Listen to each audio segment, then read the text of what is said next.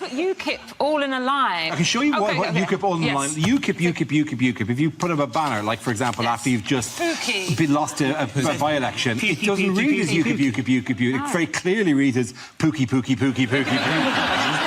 I'm voting Pookie. What does Pookie mean in Malaysian? It's a word for a female set of genitalia. It's vagina! Pookie is the Malay, one of the many Malay words for vagina. You know what the other Malay word for vagina is? Is it vagina? No. Is it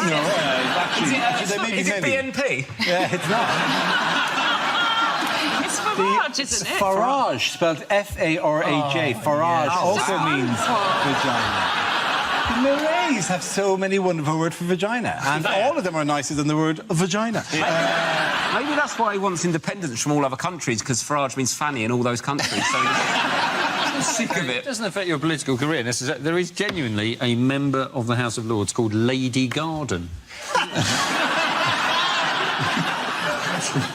How did Farage upstage the new leader? What did he do? Oh, did he go swimming naked? He did go, yes. Or pants on, skinny dipping, they've called it. It's a very odd celebration, though, isn't it? To celebrate leaving Europe by stripping off and swimming towards it. Yeah. I think... Serious suggestion here. Oh, yeah. Hello, by the way. I realise I haven't said hello to you today. Hello, James. Good to see you. Hello, good to see you all. My main point... I would like to compliment you on managing to find a jumper. This is the exact same colour as your hair. Thank you. It's very good. And my shirt. And your shirt. I'm working on my skin. I'm hoping this soon I can just be completely in mustard and then hide in Coleman's. To seem, you know, churlish, but can we return to the topic at hand? Absolutely. Can you remember what the topic was? It is illegal to be naked in public. Oh, so he did. Yeah, I mean, you can't take all your clothes off. Yeah, and so. Actually, of course it is. I think people are really. Why did I for a second doubt that? I apologise. You're like, is it? That's an interesting window on my views. What's wrong with you people? Just be relaxed. That's why we're all sitting behind desks. They're just bodies. He really hasn't retired, has he? So he's been to America, hasn't he? And he's worked with Donald Trump, hasn't he? He has. He's appeared with Donald Trump. And in America, he's known as Mr. Brexit. Well, which Trump sounds like a sort of 1970s men's clothes shop to me. Where do you get your shirt? Mr. Brexit. In Malaysia, Mr. Brexit means vagina. Did you know that? What new challenge is Theresa May facing? Oh, there's a group.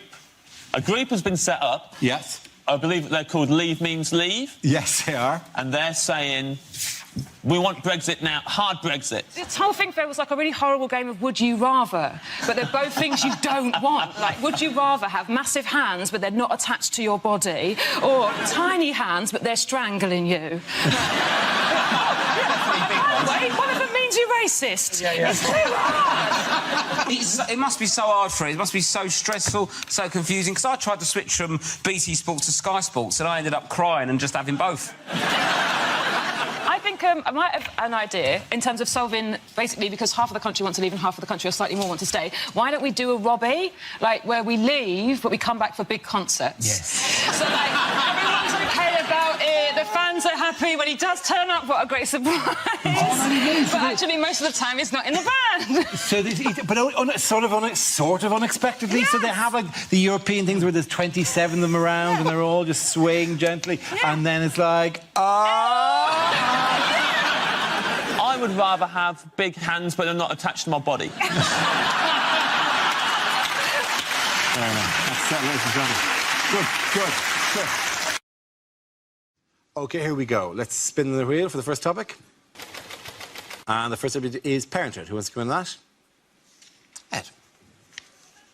I've been thinking recently that I should maybe have a baby, but thought about it and definitely not. Couldn't handle that amount of responsibility. Something that precious, it's terrifying. You know, I've got friends who've just had a baby and they offer that thing around like a plate of biscuits. Do you want to hold my baby? Do you want to hold my baby? I don't want to touch your baby. That is a heart in a bag. I'm going nowhere near that thing. You wouldn't send the work experience into the boardroom, would you? Start me off at holding your uncle and I will work my way up. This is Uncle Toby, 47, from Swansea. Don't worry about dropping me, Ed. I am absolutely shit-faced. still can't help it. I still think I might want a baby. Like, there's just moments in life I'm just grabbing at signs from the universe. Think, oh, maybe I should have a baby. It's happened to me the other day. I was in the queue in a shop to buy a new light bulb. Because I'm not a student anymore, my light bulb had gone. I'm not going to sit there in the dark for 6 months. So I was in the queue, and in the queue in front of me was a man with a baby. He was a dad. You've got to give people the benefit of the doubt in that scenario. Can't go storming in going, excuse me, is that your baby? You've just got to admit it probably is, right? And on the wall, there were these light switches. They weren't real light switches. They were just, like, designer ones to show you what they would look like on the wall. And the baby was playing with them. It was going, ah-da-da-da-da-da-da, playing with them. And the dad was going, yeah, try that one. And was going, ah-da-da. I saw that. I thought, ooh, that's quite sweet. Maybe I want a baby. There's something in that tableau that I quite like. Maybe I want a baby. Am I broody? Is this brood? And then the dad walked off with the baby, and I wandered over to the light switches and started playing with them. I thought, oh, no. That's what I wanted. Very good, Ed.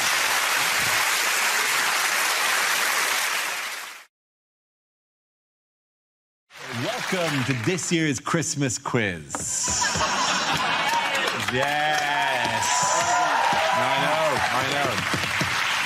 We have... Oh, wait, sorry, hang on. I need to make it more special. Hang on, there. How's that? That's good, isn't it? Wait, does that... I like that's the not shoes. Last. The shoes are good, aren't they? And this, I spent ages on this. This is... There we go. Looks Look like at that. wraps of heroin stuck on the tree. Going to very happy Christmas around my house. Thank you very much. What have you got in your stocking? A spoon and a lighter? OK, here's the question. In Catalonia, in Spain, nativity scenes often feature a rogue figure who is doing what? Having a kip? No. Or a moustache on the sleeping baby Jesus. No, but that would be quite great. Bullfighting. Not bullfighting, no. Spain, innit? Yeah, but not in the middle of the nativity scene. Is not in Spain. They do accept that that's not happening in Spain. Is he holding people hostage and arguing for Catalan independence? He's not. He's not doing that, no. Although, Is he doing a little poo?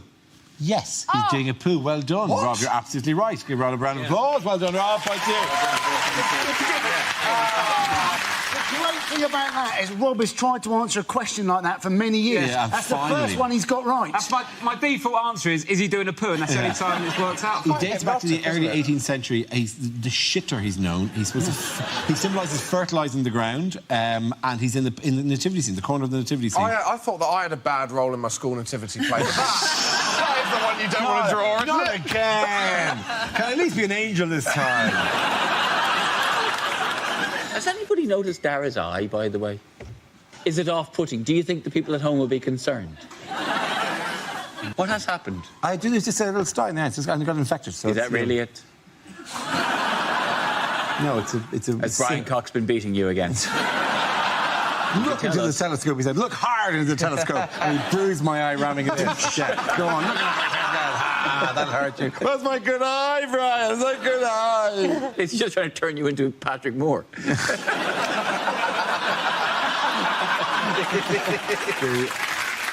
They're so worried they get me an eye patch. That, like, this would be much more subtle if I presented I presented the entire show like that because I've got a tiny infection in the eye. To be fair, I have a secret desire to have an eye patch. You know, I don't want to ever lose an eye. That's not how much I want to have an eye patch, but I think they're cool. It's something massively impressive because a guy with an eye patch, shit has happened. Because also you can do this. Sexy. The final part of undressing in a sexy way would be to take off the eye patch and what? You take my eye out. What unusual present might people be giving this Christmas? Oh. Dead seagull?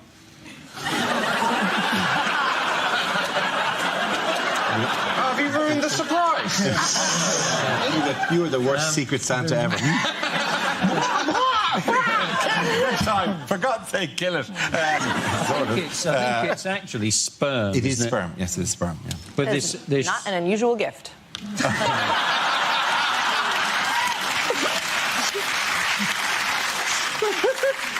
Horrific return policy.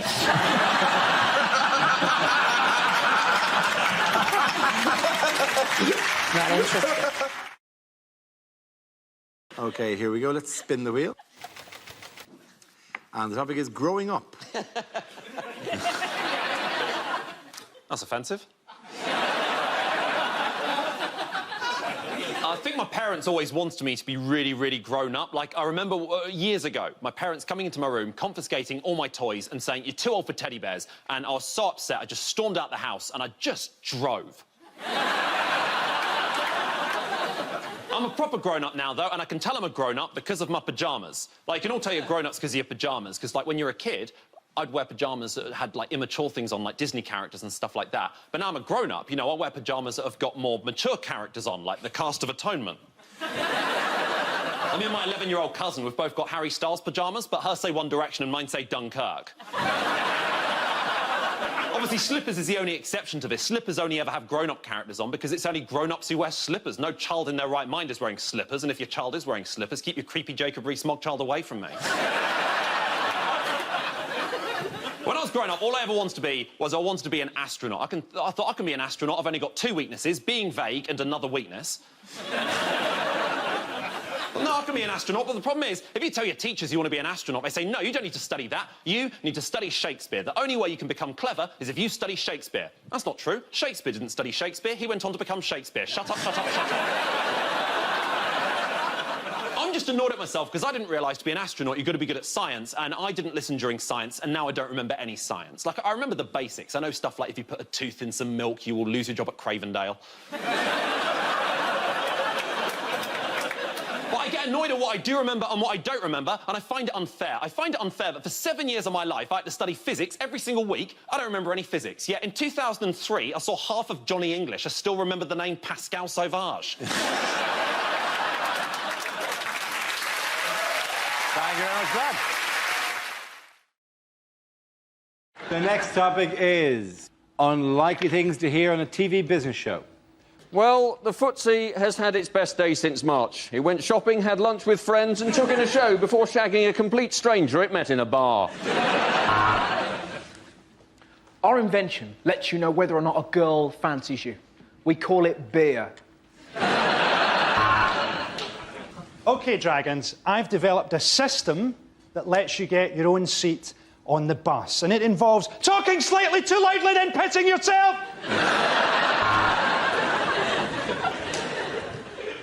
This morning, I'm asking for £500,000. And with that, I will buy 500,000 lottery tickets.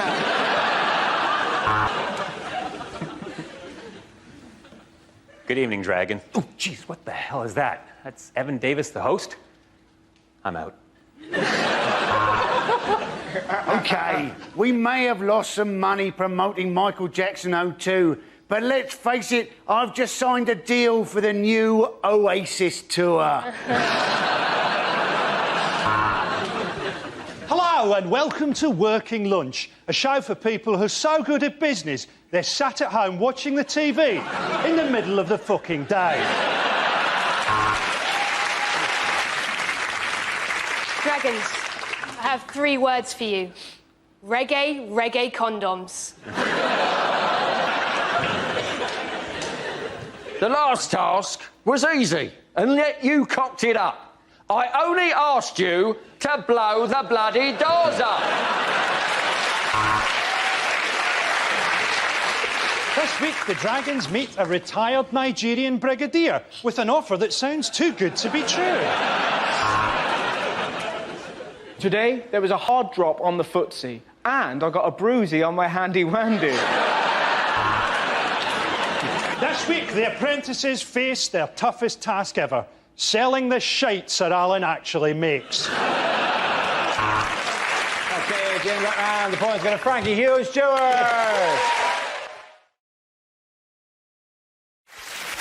OK, next topic is unlikely things for Andy Murray to think. I know it's championship point. I could really do with a poo.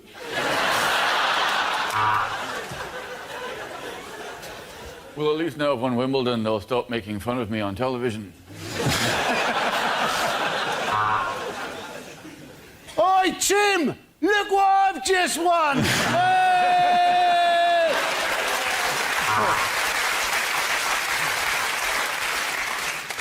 I wonder if my mum's watching today. Of course she is. She's always watching.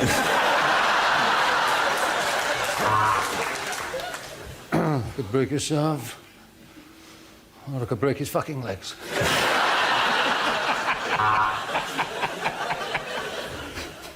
I remember when I used to train. What is that? He's in the room. So, I remember when I used to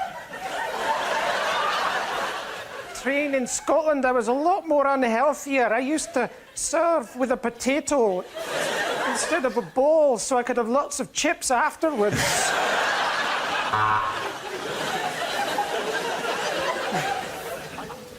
I wonder if Kim really likes tennis.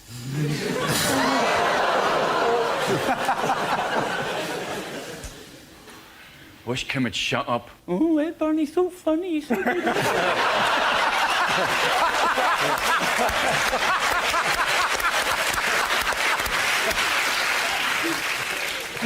When are Athena going to make a poster of me scratching my ass?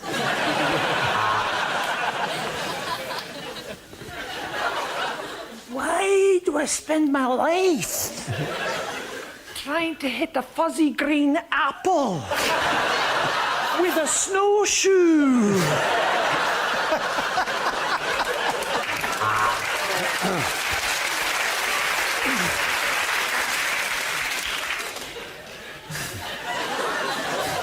God, it's great having an enormous penis.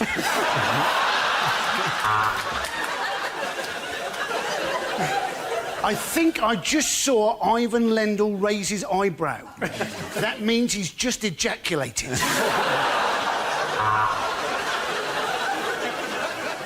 Wimbledon's all very well.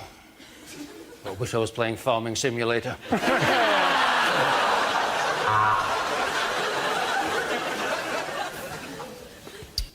Venus has the arse, Serena's got the tits.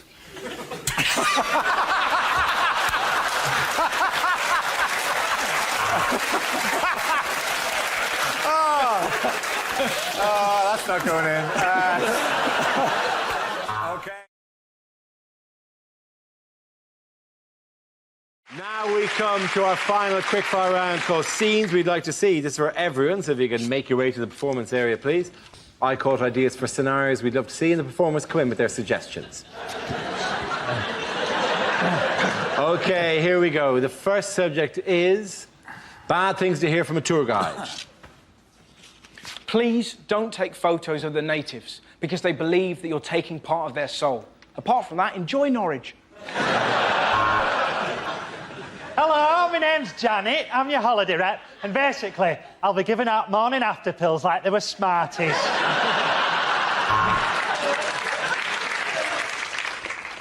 Good morning.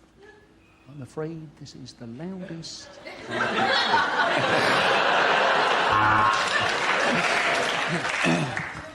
Venice is a most historical city, famous for its... Oh, shit, it's flooded. Everyone get back on the bus. A lot of you will be wondering why there are so many wonderful foreign treasures on display here at the British Museum. And the answer is quite simple, really. Gun beats spear. Don't worry, this castle does cater for the disabled. They bring you a sandwich while the rest of us go up the steps to look at it. Let's have a little song, shall we?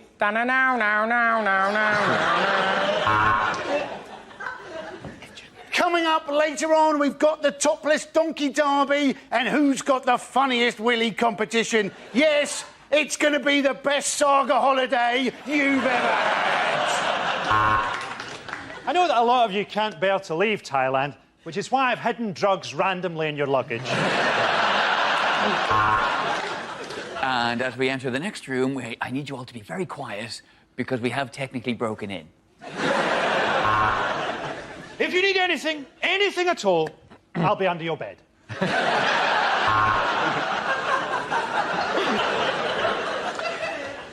And if you look out of the window on your left, you'll see the side of the road that we should be driving on. Of course, you have to respect local customs. On the right-hand side, you'll see a woman being burnt at the stake, and on the left, Dundee Town Hall.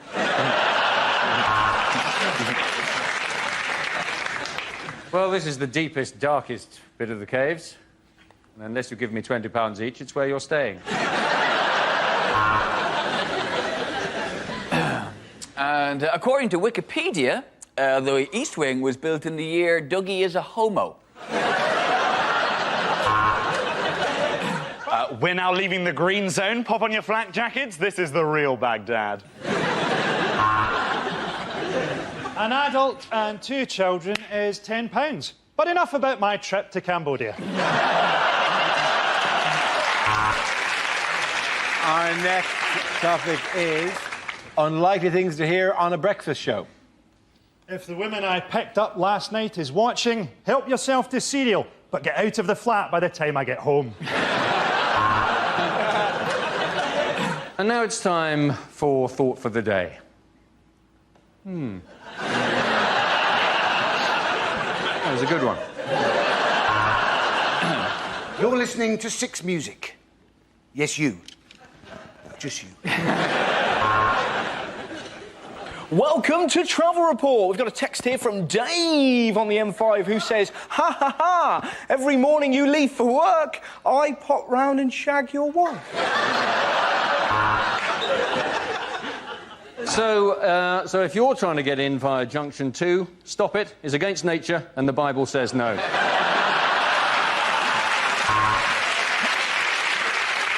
Next, we speak to Fern Britton about having her stomach stapled, this time to an enormous chocolate cake. In other traffic news, if you're on the M11 headed towards Middlesbrough, I would turn around because it's a shithole. Hello, I'm doing a survey into the effects of replacing milk on your Weetabix with Red Bull! And we can see there's been an accident northbound on the M1, and it is a beauty. Welcome to Radio Tourette's, you shit monkeys.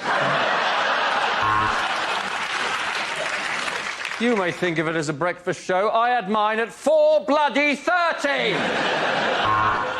Later, Vanessa Feltz will be joining me on the settee, and I'll be bouncing through the fucking ceiling. OK, at the end of that round, the points go to Frankie, Hugh and Jack.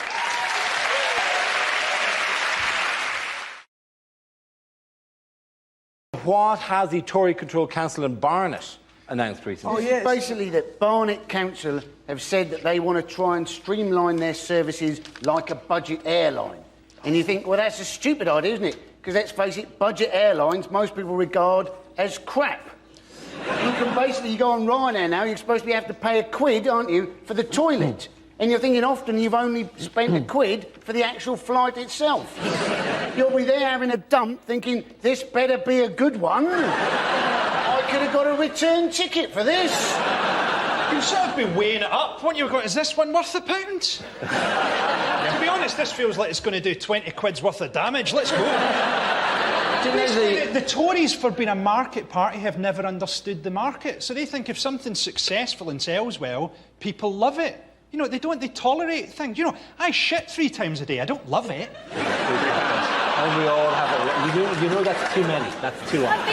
I've been to Barnet. Of all the places, like, if you're going to do a no-frills government, at least do it somewhere that had frills in the first place. I mean, taking frills out of Barnet is like taking the charisma out of Milton Keynes. The local council has frills, did he? No. I mean, street cleaning in Glasgow involves sprinkling gravy granules in front of a homeless guy on a leash.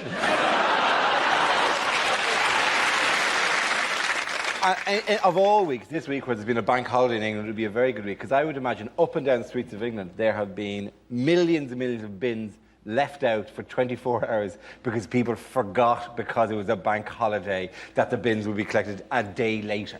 I don't know if you drove to any street at night, there are loads of bins out that people forgot, because we're stupid, and frankly, we pay money so that you'll do it, so that I don't have to worry about that, and the bin fairies will come along and make the rubbish go away. Can I check something? Are you only supposed to put your bins out What, on a certain day or something? Yeah, that is the way it works. You're not supposed to leave them in there and after every meal walk out with a plate and just scoop them into the bed. Well, there you go, that's what a maverick I am. I'm having 3 shits a day and I'm putting my bins out whenever I want. Nobody stop me. And have you noticed that, like, people in your street are getting more and more hostile with you? Yes. Yeah. I thought it was my appearances on this. You're probably quite charmed by that. But the fact that you just pile up household effluence. What if the time that I'm supposed to put my bin out, I'm having one of my 3 long shits? Where are you having long? It's not like a mail train where, like, you have to hold your bin out at exactly the right moment.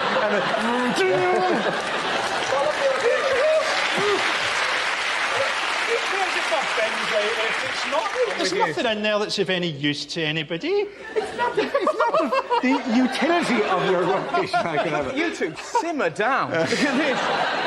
Every night after we record this show, I have to go and do the fucking bins, right? I go home and not only do I have to do the bins, I have to separate everything I've used into every component part. Hounslow Council have given me... It's just driving me off the wall, right? Do you know how bad it is? They give me a bag. Come here. They give me a bag. Every 2 weeks, I have to fill a bag with garden waste. Oh, my God. I have to go to parks and collect leaves and put it in the bag.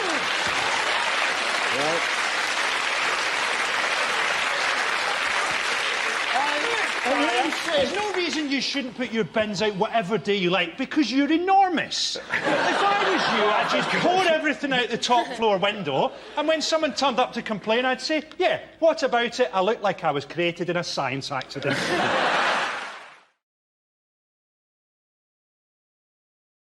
A random news generator with a bank of topics. We spin the wheel, and when it stops, anyone can step forward and try to make us laugh about the subject it's landed on. Okay, here we go. Let's spin the wheel for the first topic.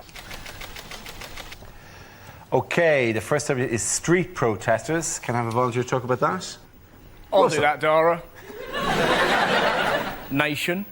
So, I love street protesters, they're fantastic. The best I saw, there's a lovely old lady who, since the war in Iraq started, she stands outside the Bristol Hippodrome with a big sign that says, toot if you're anti-war. And if you drive past her and go, ha, she does this. Now, I'm not sure, I've made her leap many times. I don't know if I'm anti-war or really pro-pensioner leaping. You know, when you kind of go, why am I doing this? Ha, stop it! Nah, do it! They're everywhere, they're brilliant. There's a bloke that I saw the other day, you know, one of those religious godbotherers, it's fantastic, just with a loud hailer, just pointing at people running, you're going to hell, you're going to hell, you're going to hell. Everyone was freaked out, 2 goths delighted, that's a separate issue, but... He pointed at me and I was freaked out, and then he did something wonderful. He pointed at this really strutting black guy. I don't know why the fact that he's black made it cooler, but it really did, right? Pointed at it, went, you're going to hell. Without missing a beat, this bloke just went, no, mate, HMV. And he just sat there going, Well done, Russell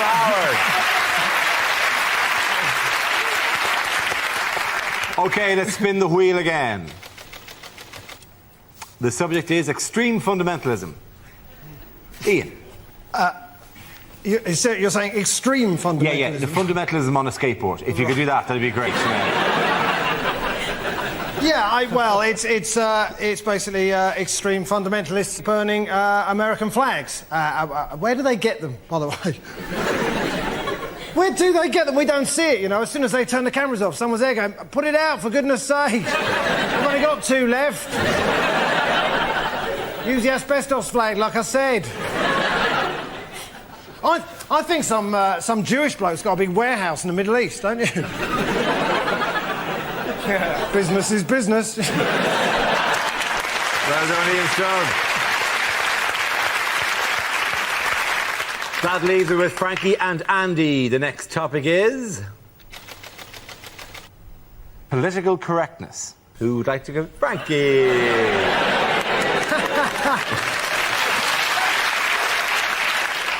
Now, political correctness has changed everything. People forget that even political correctness itself used to be called spastic gay talk.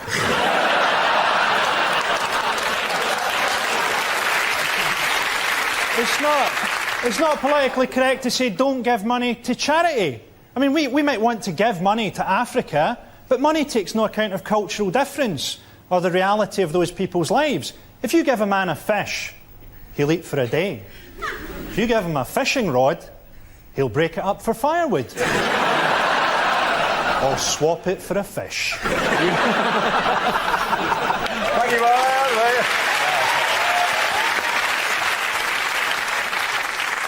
OK, Andy, let's see what you've been left with. It's health. Away you go.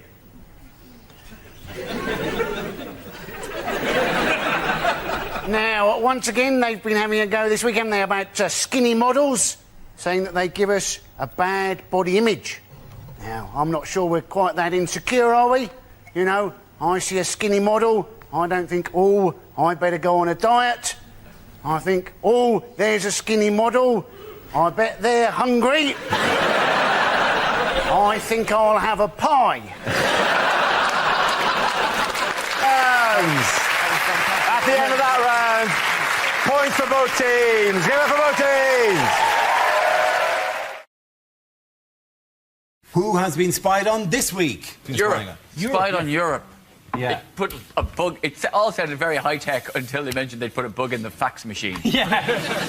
Like, are they still using fax machines? The only message that you're going to get on a fax machine these days is the message, hello, is anybody else out there who still has a fax machine? Hello, I'm trapped in a fax machine factory. Could you please send help?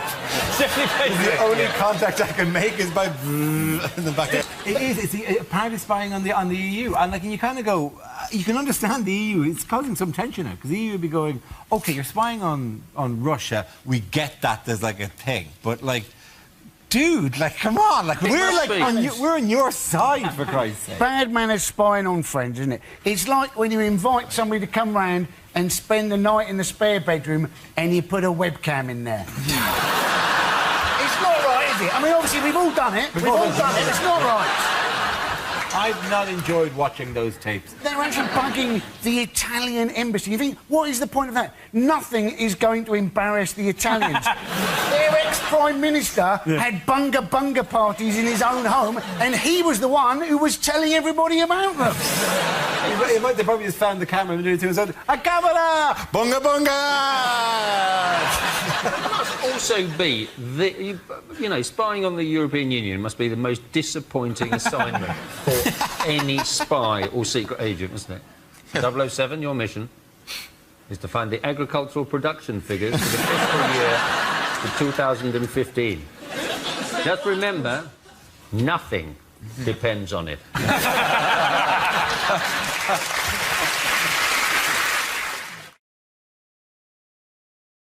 Okay, you ready? Yes. Would you do it? Are you going to? No, I'm not going to do it like that. No. Yeah. Okay. It's all right. Just got a bit more coffee. No, leave it there. Okay. Did you enjoy the Olympic Games? I did. Okay, we need you to walk in again because apparently Alan, Andy and Andy, you're walking in with shit. Who are these two and why are they in the news this week? Who are these two? You're right, it is quite beginner, that. Sorry, I'll do that again. Who are these two? Who are these two? I don't know, Dara. They look like nice men. Who are they?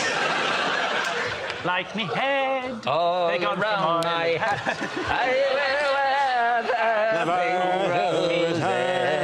Why will you not die, Skyward? Michael, they have taken you. Will you not go home and die?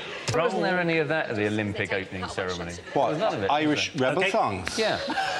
They weren't all Irish. We've got a great... It would really be weird if they just opened on a man going, England has stolen our young. Our next round is called Newsreel. We play in a... Could you shut the fuck up? Was that for me? No, it wasn't. It was the end of his. Oh, right, sorry. You get to the fucking mic and then put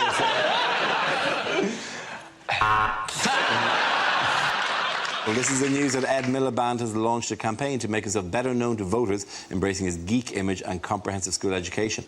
So is this going to make it more appealing? No. OK. Do you know what will make him more appealing? Standing him next to a big pile of shit. Yeah. Yeah, we're having fun. We're having fun. Great. OK, how's that? Let me just... I'll just do this. Are you testing it? Are you liking this? Yeah. Is that all right?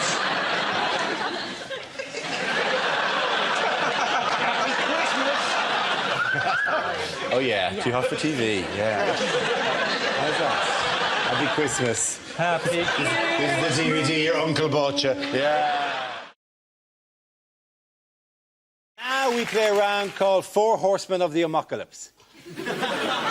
This game involves Lucy, Greg, Andy and Russell, so if you could make your way to the performance area, please. This is where we test our performance stand-up skills. We spin our news generator, it settles on a topic, and anyone can volunteer jokes about the chosen subject.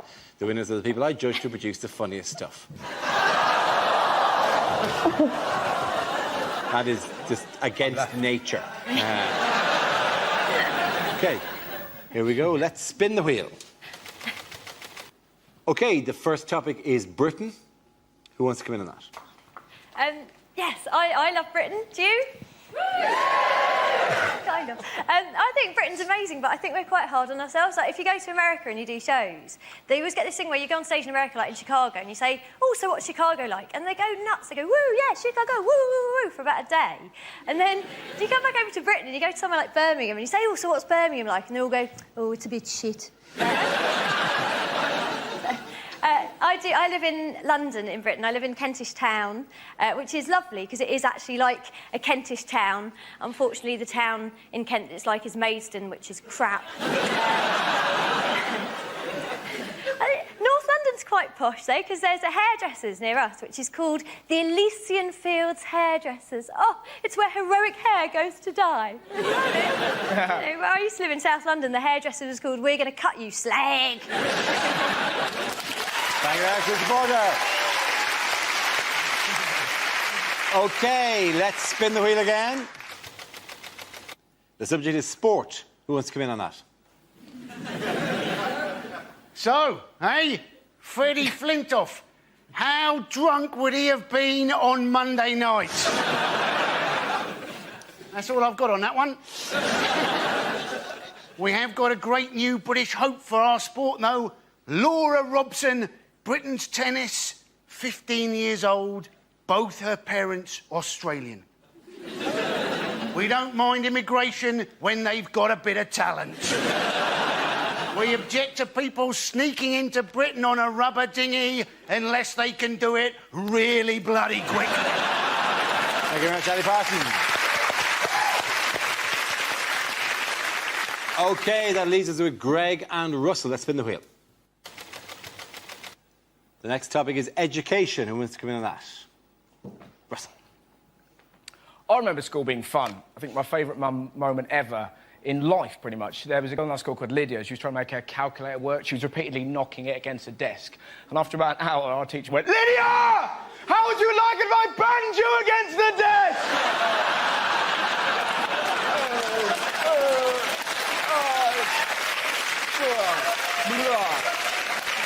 It's the greatest day of school. But now it's more sinister, isn't it? Like, they're now talking about teaching 5-year-olds sex education. Of course, people are very angry. It's disgusting! It's too much! Like, calm down. Not going to teach them technique. Right, this is how I like to do it, kids. That's right. Kids aren't going to run home, put dolls around a toy car and go, look, Mum, they're dogging, they're dogging. It's going to be some poor teacher trying to talk to 5-year-olds about love. Can you imagine a harder job? Hello, children. I'm here to teach you about love. Good luck with that, mate. I'm off to lick that tree. Thank you very much, Russell.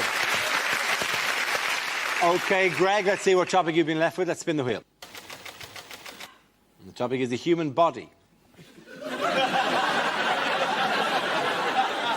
I have to tell you that being a tall man in this country is tedious, ladies and gentlemen. Tedious, because in small towns throughout the country, there are a series of jokes prepared by the locals on our behalf. I'll be walking innocently into a local pub or down the street, and I'll get several jokes. One of the jokes might be this. Just to give you an example of the level we're talking about. Another joke might be, what's the weather like up there? It's freezing. There's a massive climate change in this amount of space here, you toothless buffoon. And probably the most offensive example of this. This is genuine. I was at a cash point, and there was a little old woman in front of me at the cash point tapping away with her claws, and I'm sorry, I'm just quite angry about this. And when she'd finished, bless her heart, she turned around, and she hadn't seen me, she turned around and she went like this. Oh! Maybe not that sexually. She said, oh! And then with no hint of irony at all, she asked me this question. Would you like a job at my house, changing light bulbs?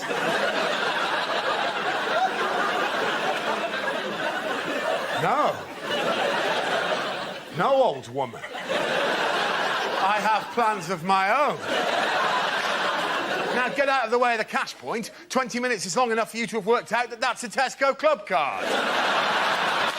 Thank you very much, Greg. At the end of that round, the points go to Greg and Lucy.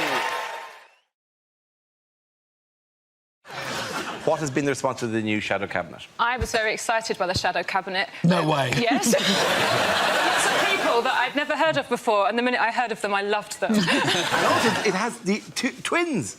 The Eagle Twins, yes. yeah. Eagle twins. No, I love Yes, this. Business and defence, Isn't it? Appointed Angela Eagle, and at the same time appointed Lord Falconer. And you wonder if Lord Falconer is there to control Angela Eagle. Here, Angela.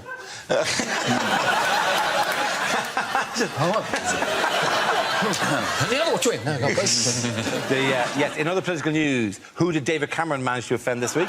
He offended Yorkshire, didn't he? He offended Yorkshire, said he knew that they hated everybody else, didn't know that they hated each other more.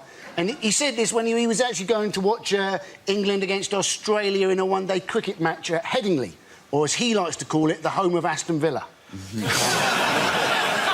You know that people from Yorkshire hated everyone outside of Yorkshire.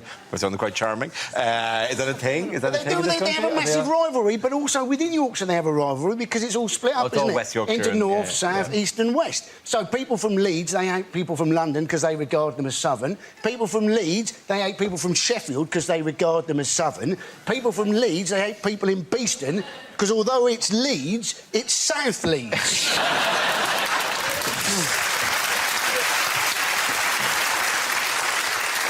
To be honest, I'm not really interested in this story. The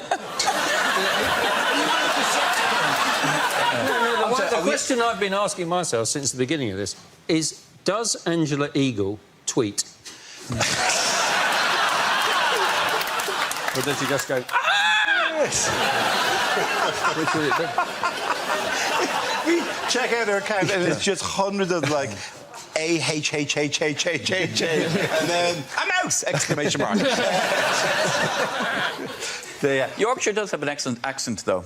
One of the finest accent jokes in the world is one about the Yorkshireman whose dog dies, and he goes to a jeweller's and says, I want a statue made of me dog. And the jeweller says, do you want it 18 carat? He says, no, I want it chewing bone. Oh, it's a great joke. Yeah. I didn't write it. Classic joke. A Yorkshireman has invented a replacement for antibiotics. Uncle Biotics.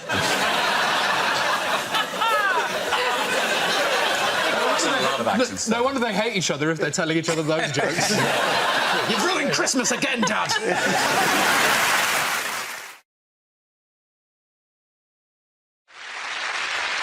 We start with a round called If This Is the Answer, What is the Question? On the board are 6 categories. Gary, which category would you like? Media, please, Dara. OK, your category is media. The answer is 600 metres. What is the question? Is it, if Kelvin Mackenzie was to do a bungee jump from a height of 500 metres, what length rope should he be given? In fact, what head start would I need if I was competing against Usain Bolt in the 100 metres? Is it simpler than that? Is it how big are some trees, Dara? No trees are I thought it might be simpler. Is it how far is the Queen's bed from her ensuite bathroom? How far away can Boris Johnson smell of custard cream? Is it, in fact, how far can the Proclaimers walk now? Is it at what distance is Theresa May attractive? None of the rest of us could do that, but good to have you on board. Is it when kicking Chris Brown in the bollocks, exactly how long a run-up should you take? Is it proportionally, if a clown's nose was the size of Dara's head, how long would his shoes be?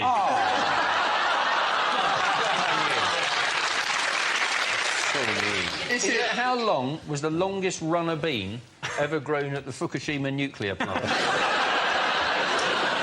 Is it, in fact, how long would your penis be if all the products in the spam emails worked? Is it what is the delivery radius of a relatively unambitious pizza company? Sorry, we'll move towards the correct answer, please.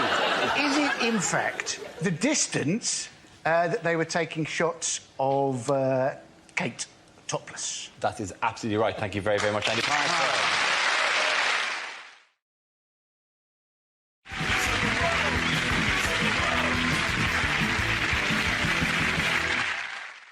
This round is a stand-up challenge. I launch the wheel of news, and wherever it chooses to stop, one of our performers must step forward and talk about that subject.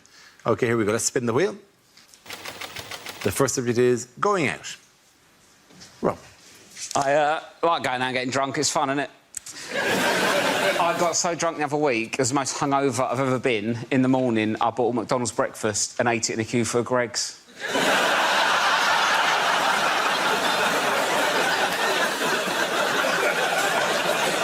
And I still don't know if I'm ashamed or proud.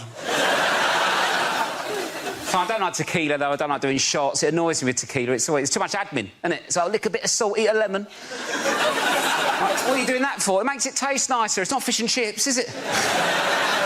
So it's all, no one looks like they're enjoying it. Everyone looks panicked, don't they? They're always like, oh, thank God for the salt and lemon. They're loving it, aren't they? Do you know what make a tequila nicer? Do a tequila, then have a Cadbury's cream egg. That'd be nice, wouldn't it? Take the taste out of your mouth. The thing is, as well, though, it's like I can't properly get on it now. I'm like a bit older. I'm not saying I'm too old to get drunk, but when I was 18, you don't care, do you? You can get battered. Just get on with it, right? Because hangovers, they say hangovers get worse. They don't, do they? You just have more shit to do when you're older. That's the problem. And when I was 18 on a night out, I'd be getting on it. Someone might go, do you want some drugs? I'm like, oh, I don't know. How'll it affect me? What will my mum think? Oh, my God, drugs. Now, if I'm on a night out, so I'm like, do you want some drugs? Can't, mate. Got to paint a fence tomorrow. I don't want to be painting a fence all sad.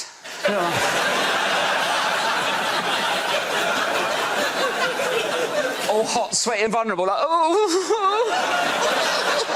I was really looking forward to painting this fence last night. Told everyone about it. I'm so hot, sweaty and sad. I'm more likely to keep hold of the drugs, do them in the morning before the fence, just smash it like that. I'll do the roof. Shall I do the roof? Let's do the roof. We've got no ladder. I'm flying, Mum. Thank you very much, Rob.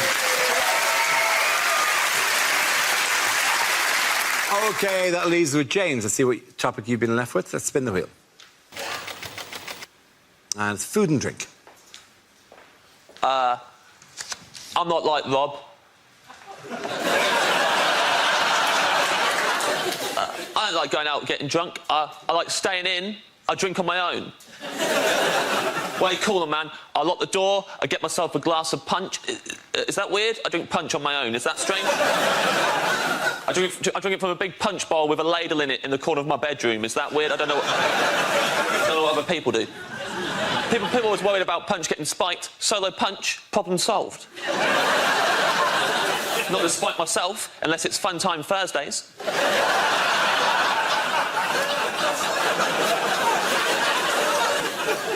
Tried going out with some mates recently. We hit the town. I'm a prankster when I'm out with my friends. One of them left me alone with his pint while he went to the toilet. Big mistake. It's a classic prank. I always do this if someone leaves me alone with their pint. I went round the bar using his pint to propose toasts with. Deliberately proposing toasts to things I knew he disagreed with.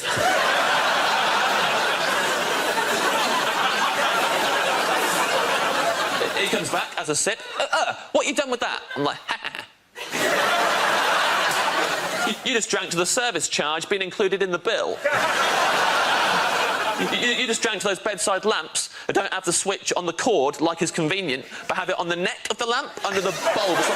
It's like a bolt you have to somehow slide across, and you can't even reach it like that. You've got to get your whole hand up inside the lampshade, and it hurts. It's really awkward. You can't even see it. You've got to look at the top of the lampshade to see what you're doing, and then you turn it on and it blinds you.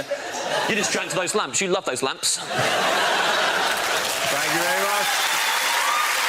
Point for both of you. Come on. Very good. Thank you very much. The first subject is travel. Miles. Well, I'll tell you what's wrong with trains. It's the quiet coach, OK? Quiet, that is an adjective. It doesn't go far enough. Quiet is an adjective. It should be called the silent coach. Shouldn't it? The silent coach. No one would have any trouble understanding that. It's the silent coach, right? You can't talk on it, you can't use your laptop, children can't travel on it, you can't eat crisps, and crucially, they, the train people, they wouldn't be allowed to make announcements. Because the sort of people that have the mentality to travel on the quiet coach, which is the correct mentality, are the sort of people who check where the train is going before they bloody get on it.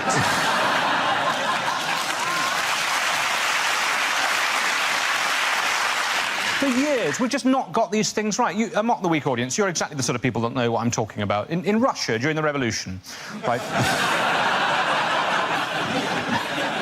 During the Russian Revolution, the Russian army was able to travel to all of its battles by train. During a revolution, they were still able to rely on public transport. Imagine if we had a revolution now and the army had to rely on transport, we'd be buggered, wouldn't we? Certainly those of us who wanted the army to win. Absolute nightmare, wouldn't it? Marston Moor 2016 kicked off, the British Army turning up 7 hours late to every single conflict. Oh, sorry, there were leaves on the line at Stevenage. There was a passenger action at Crewe. We were going to be joined by the SAS, but they've been stuck on a rail replacement bus service in Horrible. Thank you very much, Miles. OK, now leaves Milton. Let's see what topic you've been left with. Let's spin the wheel. And the subject is music. We don't know much about Galileo. He was a poor boy from a poor family. I live in a Grade 2 listed building, which of course means that everyone in it has to be quite good at the piano.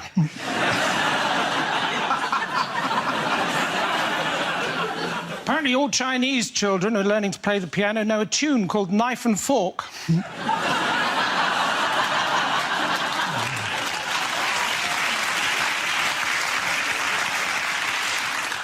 I'd like to take the band ABBA out for lunch, and if I could, I would, my friend. For Nando's.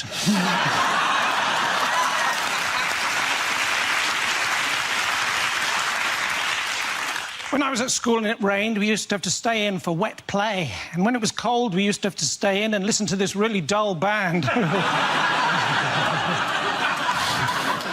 AD 79.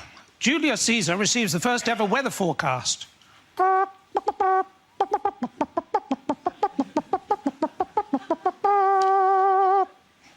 Hail Caesar. Thank you very much. Points there go to Milton Jones. Come on. And the first subject is jobs. Who wants to come at? Reese. I've got a job. Yep, I'm not resigning. And my job is this, which still counts, Dad. This is a good job. It's not perfect. It's not the best job in the world. I would never say that. Some people think it is. It's not, right? Best job in the world, community support officer. With no power comes no responsibility. Best job ever. Nothing is expected of you if you're a community support officer, right? If it's not writing down someone's details, then it is beyond your remit. That is 100%. It's just vigilante admin. That's all it is. You're a professional grass. That is your job. I got a leaflet through the post a few weeks ago advertising that job, right? It said, do you have what it takes to be the best? Will you stand up in the face of danger when no one else will? No? Then you should become a community support officer. In the hierarchy of law enforcement in this country, it goes Army, Police, British Transport Police, ticket inspector, traffic warden, park ranger, dinner lady, kid wearing Nike trainers, kid wearing Adidas trainers, community support officer, kid wearing Umbro. Well done.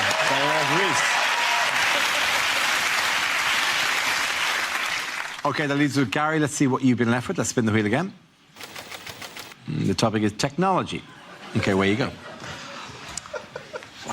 The young couple next door to me have recently made a sex tape. I mean, obviously, they don't know that yet.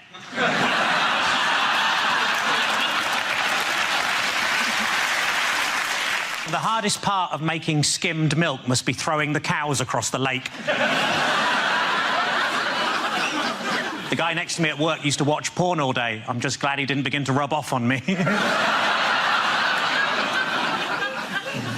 I think if I was to try revenge porn, I'd just post naked pictures of myself online so everybody would know how low my ex's standards were. When answering the security question, place of birth, apparently vagina is not an acceptable answer. It's been a tough week. I got myself a memory foam mattress and now it's trying to blackmail me. I've currently got a stalker, but you probably can't tell in these trousers. A friend of mine was killed by the big C. He was walking past Curry's and a sign fell on his head. I was watching TV and the announcer said there's a documentary about the clitoris on the red button, but I couldn't find it. Thank you. Very, very good. Point there for a diamond lady. Come on back. The first subject is health. Who wants to come in on that? John. I went to get some test results from my GP the other day, and she sat me down and she said, "I'm very sorry to tell you, Mr. Robbins, but you've got gout." And I was absolutely stunned. She said, "You seem surprised to hear you've got gout." I said, "Yes, I am, because I'm not from the 17th century." She said, "The first thing you need to avoid, Mr. Robbins, is alcohol." Now, it's gutting. Because what do you replace alcohol with? I am not a doob monger. Nor do I ride the Chinese highway. By which I mean I don't take drugs. I think mainly because I don't have the vocabulary to oversee a transaction. So she says, "The second thing you need to avoid, Mr. Robbins, is cheese." And I said, out loud, to a respectable GP in her late 60s, "What the fuck, mate?" Then she gets this serious look on her face, and she says, "The third thing you need to avoid, Mr. Robbins, and this is very important, is offal." Well, I'll tell you what, if I didn't damn near spit that pig's ear clean out of my mouth. Turns out gout is actually a very serious condition, and after a lot of soul-searching, I've decided to cut offal entirely out of my diet. I'm not going to make you imagine what that's like. It's my cross, and I'll bear it. And I'll tell you how I bear it. Pissed and covered in cheese. Well done. Thank you very much.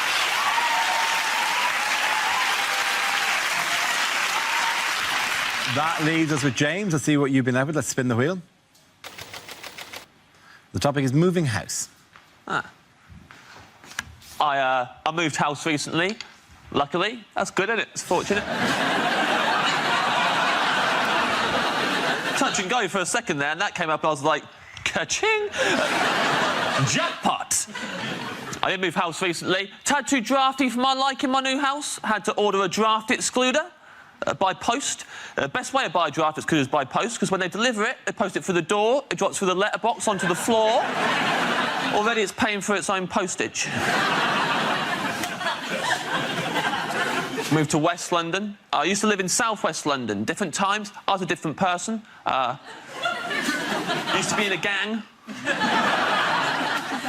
Big time in a gang. SW6 gang is our name. It's the area of London we're from, is our name. And it's what we'd shout at other gangs we didn't like much. Like, if I saw the SW5 gang, for example, we'd shout at them, SW6! That's clever. I remember once, back in the day, we're out and about, SW6 crew, taking no shit. Looked across the road, we saw them, SW5 gang. And as soon as I saw them, I was cross. Shouted at them, SW6! As per. They shouted back at us, SW5! Which we expected, but it still made us angry.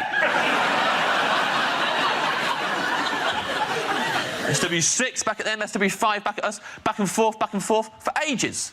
Until eventually, I got so overstimulated that I shouted out my entire postcode. In full, and that is why I had to move house. Well done, point there for James Acaster.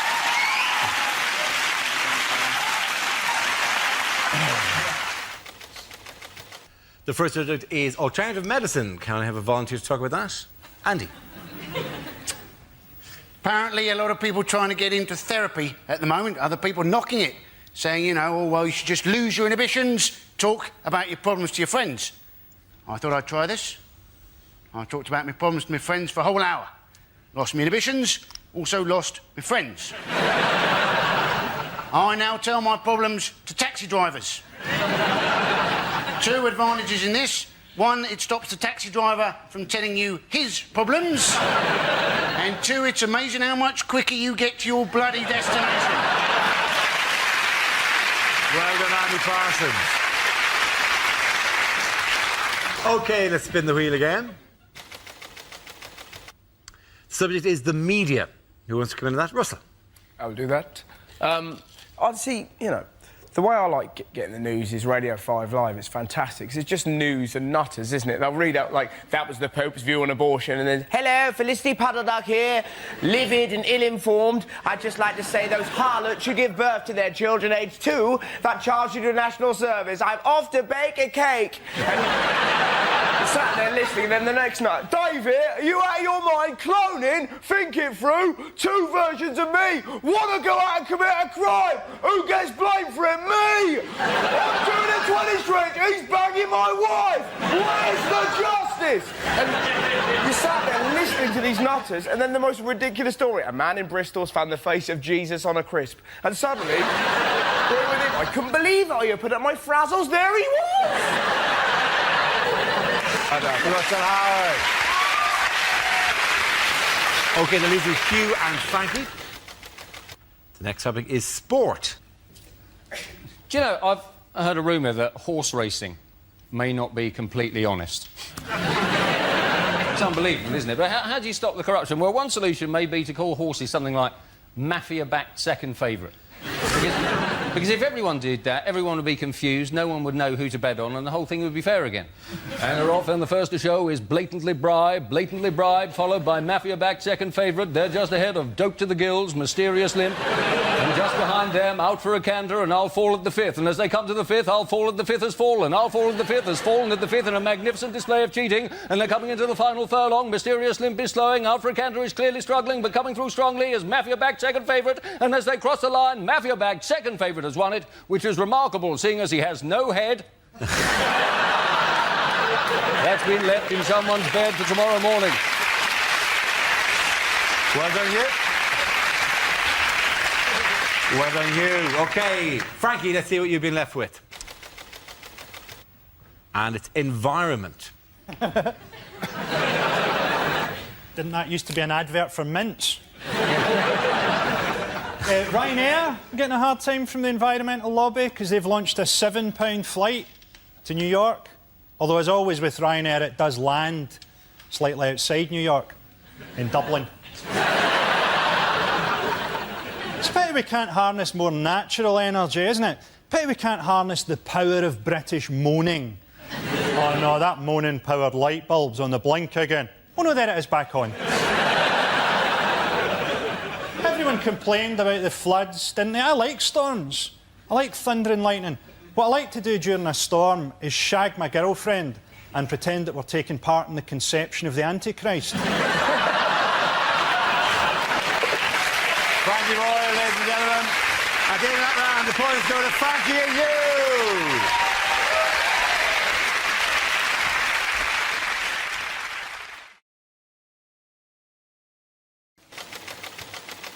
And the subject is weather.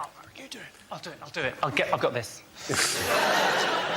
Weather is one of the things that shows that the British people are great big Jessies. Not the British people, actually. No, there's a split here. When it snows, Scottish people do this. Oh, look, love. Snow. See you later. English people go, oh, God! It is the end of day! When it snowed last year, the BBC were going, don't go out! It's -2! We don't know if humans can live at that temperature! There are men made of snow with outstretched arms waiting for you! Don't go out! And the news always talks us up. We're always woefully underprepared, woefully underprepared. Where's the salt? Where's the salt? Where's the salt? Look, we're never going to run out of salt in this country. As long as supermarkets continue to do value meals, we'll be fine, right? Fling a few lasagnas up the M1, you'll be grand. Don't worry about it. Chinese meal for 2, good for 40 miles, I should think, which won't be a problem. We massively overplay this. The news are the worst at it. Sky News, I was watching Sky News on the day after it snowed, the day of the lethal compacted ice. Reporting from a rural spa where supplies were running low. And in an attempt to ramp up the tension, the reporter genuinely said this phrase, "This place is down to its last pack of croissants." Oh, God, the humanity! Forced to eat pain au chocolat! Here we go. The first subject is things you didn't hear at the Queen's Jubilee. And look at that, a sea of red, white and blue as thousands of hyperactive children vomit up the icing from the Jubilee. You can't help thinking that nationalism may have gone a little too far. The flotilla is now anchored off France, ready to invade Calais. And we hear recently that the Queen's dogs have done a complete overhaul of the palace plumbing system. Mercifully, they're corgi registered.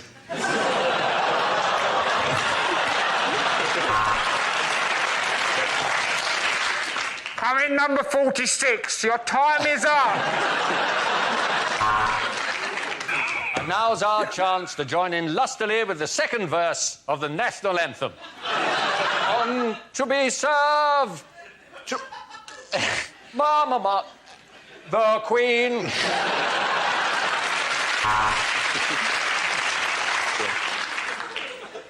Yes, Doc. So if I say I've got a bladder infection, will it work?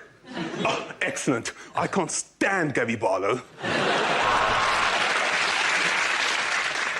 Harry, when I told you to put on your uniform, I didn't mean that one. And it's amazing to think, isn't it? She is 86 years old. Please give it up one more time. Annie Lennox. And this is a real Jubilee mug. A man who's paid £25 for a Jubilee mug. Awful scenes before the concert as a rather embarrassing fat man has jumped onto the stage. He's pulling faces and mouthing to Robbie Williams records. Oh.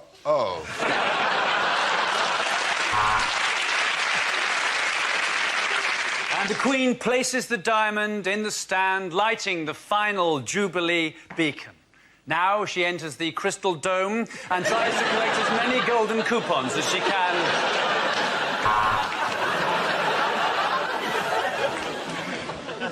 And the boats spread out over the vast space of the Thames, like thoughts in Fern Cotton's head.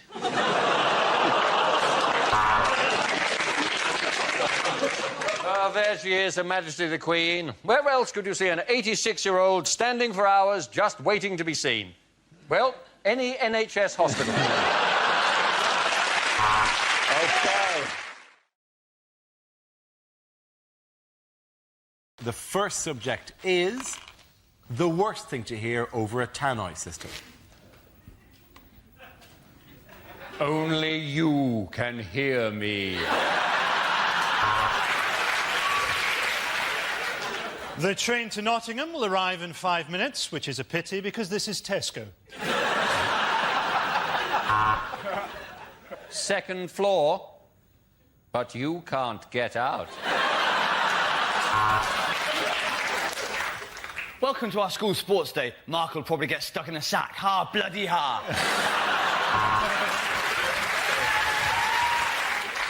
Can somebody come to the salami slicer, please?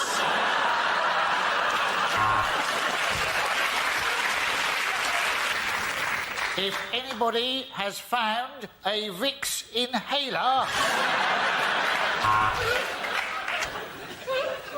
Ladies and gentlemen, we all know there will be a bomb on the tube, but will it be today?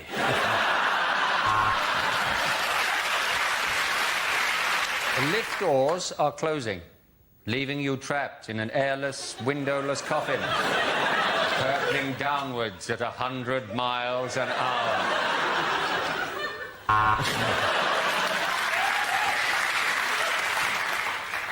Would the parents of the child that fell into the tiger enclosure please come to Lost Property to collect her shoes?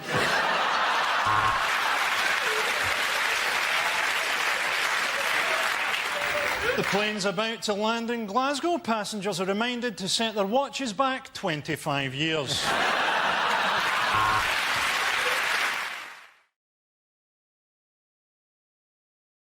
Now we play a round called Mock Them Up and Throw Away the Key. This game involves Romesh, Angela and Josh, so if you could make your way to the performance area, please. This round's our stand-up challenge. I launch a wheel of news and wherever it chooses to stop, one of our performers must step forward and talk about that subject. OK, here we go.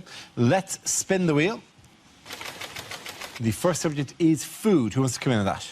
Josh. I'm not a fan of people that are pretentious about food, the kind of people that pretend they like dark chocolate. And by that, I mean anyone that claims to like dark chocolate, because no one actually likes dark chocolate. No one's eating normal, nice milk chocolate going, well, this is good, but I wish it tasted a bit more like paracetamol.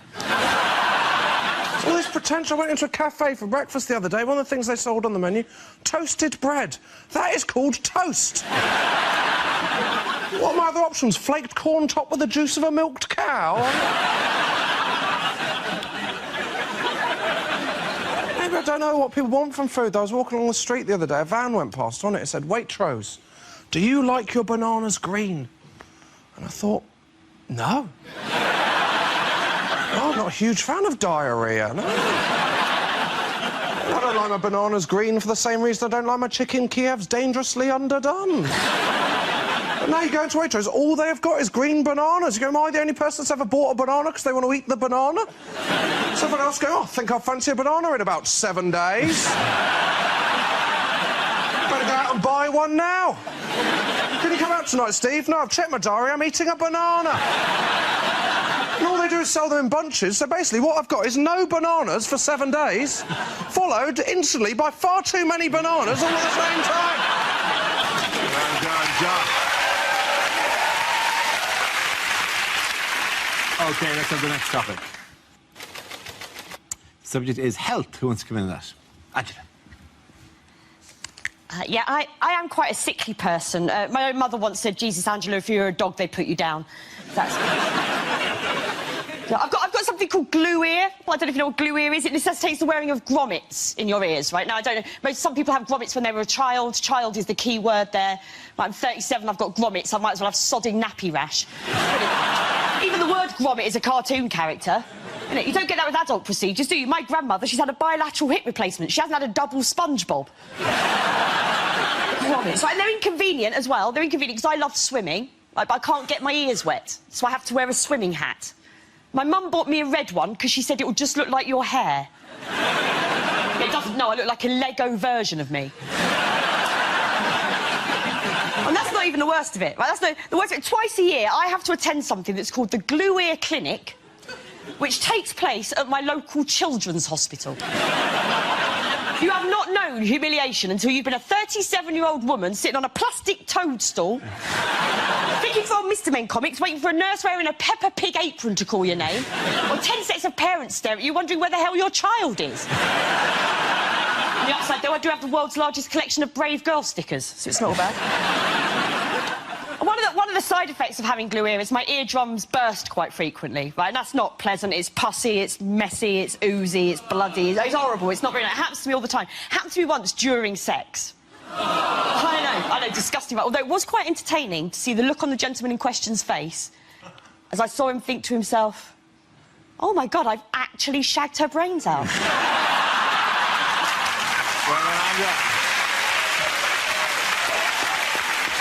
OK, that leaves us with Ramesh. Let's see what you've been left with. Let's spin the wheel.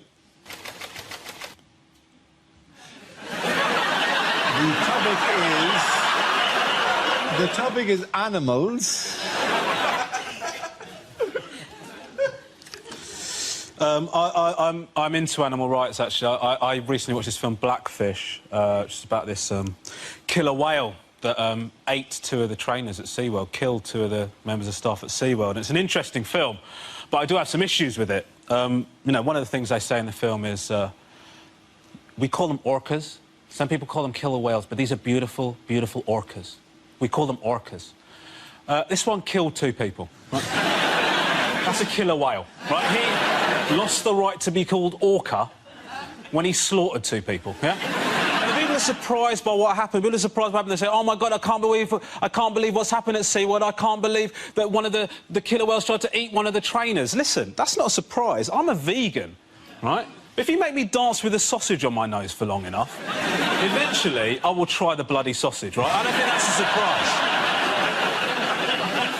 And the film is presenting obvious stuff. I was talking to an intelligent person about Blackfish. He said to me, I can't believe what's going on at SeaWorld. It's disgusting. I can't believe they kidnapped them from the wild. How else did you think that they got them? Did you think there was some sort of recruitment drive? And the thing is, you know, is they want to set this whale free. They want to set Tilikum free because he killed 2 people. Because he killed 2 people, they want to set him free. I mean, that's the opposite of crime and punishment, isn't it? I mean, people say because he lives in such horrible conditions. Listen, people live in horrible conditions. We don't let them off for doing stuff. You don't say, oh, Derek here killed 6 people. We can't do anything about it because he lives in Hastings. Thank you very much, Robert. I'm going to give the point to Angela Barnes there. Everyone come back. Thank you very much.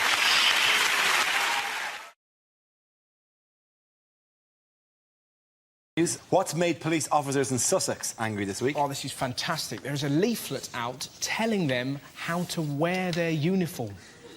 Genuinely true, this. Apparently they've been told you've got to put your socks in and tuck your shirt in and then you'll catch the paddies. This is... It implies there are policemen in West Sussex walking around like that.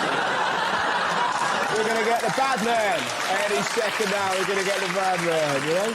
I think it's great. I think we should do more patronising leaflets for them, you know? Wouldn't that be great? Left leg, then right leg. Yeah. Then left leg.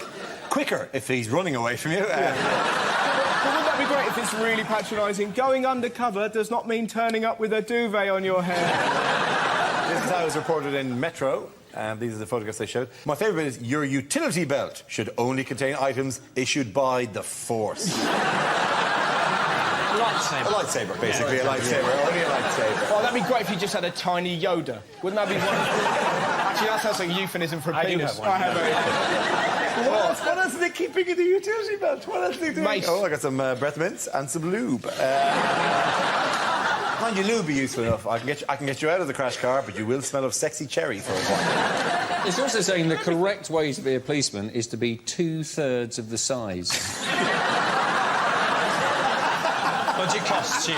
Yeah, smaller policeman, Yeah. easier to dress. I know that your PPV, which I think is personal protection vest, I think it's like the anti-stab vest, must be worn over your shirt. Now, I can see why the problem is here, because I'd imagine lots of them wore them under the shirt, so that people go, oh my God, you've been stabbed, and they go, no! Yes, The answer I was looking for was Blair's memoirs' incredible sales. This is the story that ex-Prime Minister Tony Blair has finally published a journey, his hotly anticipated account of his time in power. But it's basically, he'd been accused of sexing up a dossier, and now he has sexed up a dossier, basically, isn't he? You went after he's going, oh, I devoured Cherie, or whatever it was. You weren't sure what he was going to put next, I flopped out my weapon of mass destruction. And 45 minutes later, it launched.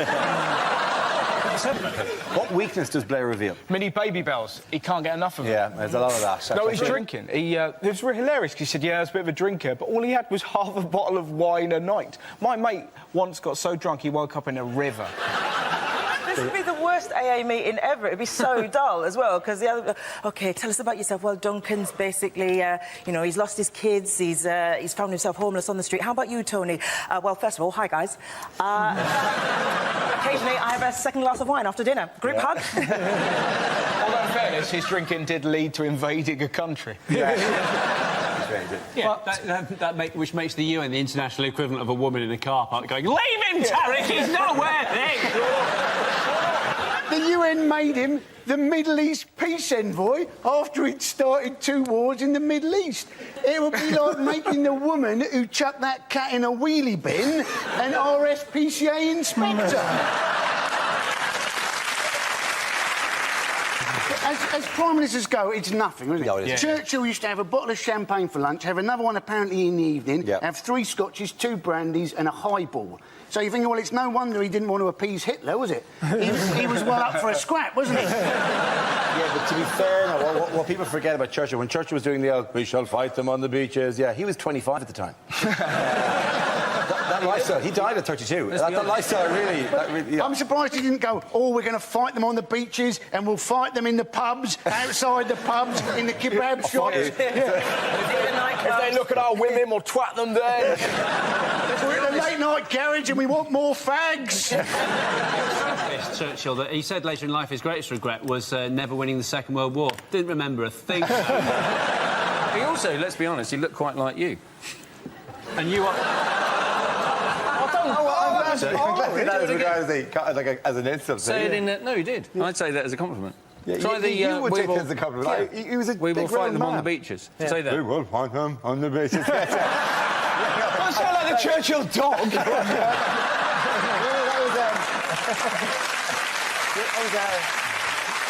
That was Tommy Cooper. We will fight them.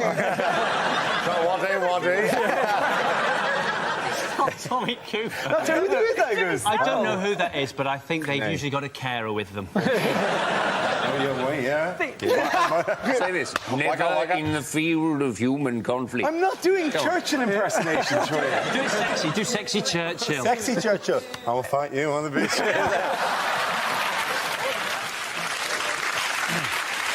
I've actually eaten dead badger roadkill. Have you? Really? Yeah, Shall I tell you what it tasted of? What's the taste of? Badger. No, I have. I had a meal of badger. I had otter in a meal called risotto. And I had blackbird, rather, in a pie. Oh, it was really nice. Is this when you were working in nursery rhymes? Yes. Yeah, no, I did for a programme. What programme was that? Let's make you eat weird shit. It was a programme where you had to do things that you'd never done, and I said I'd never had roadkill, so I ate roadkill. But hang on, I know the programme you mean. It's a programme where you're supposed to do things you've never done that other people have done, though. It was called Never Seen Star Wars, and then you were just slightly out of step with the population. You're not out of step with the population with having never eaten roadkill. I don't think that's what, he's never eaten roadkill? We're going to Lord Snooty over here fished his dinner off the tarmac once in a while. It's just been very... No, it was nice. In an effort to cheer up the badger, Paul Gascoigne was seen in the area with an empty bottle of Cava, a can of Spam, and a Savage Garden CD.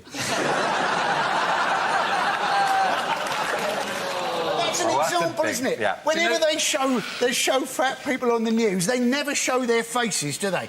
They always show them from the middle area. And you're thinking, if we're really trying to lose weight, maybe they should show their faces and go, look at this one! Look at this one. This is your policy. Shaming of the obese. This one is very fat. Chase them! Chase them with sticks! And if they will not run, put Mars on the end of the stick and dangle it.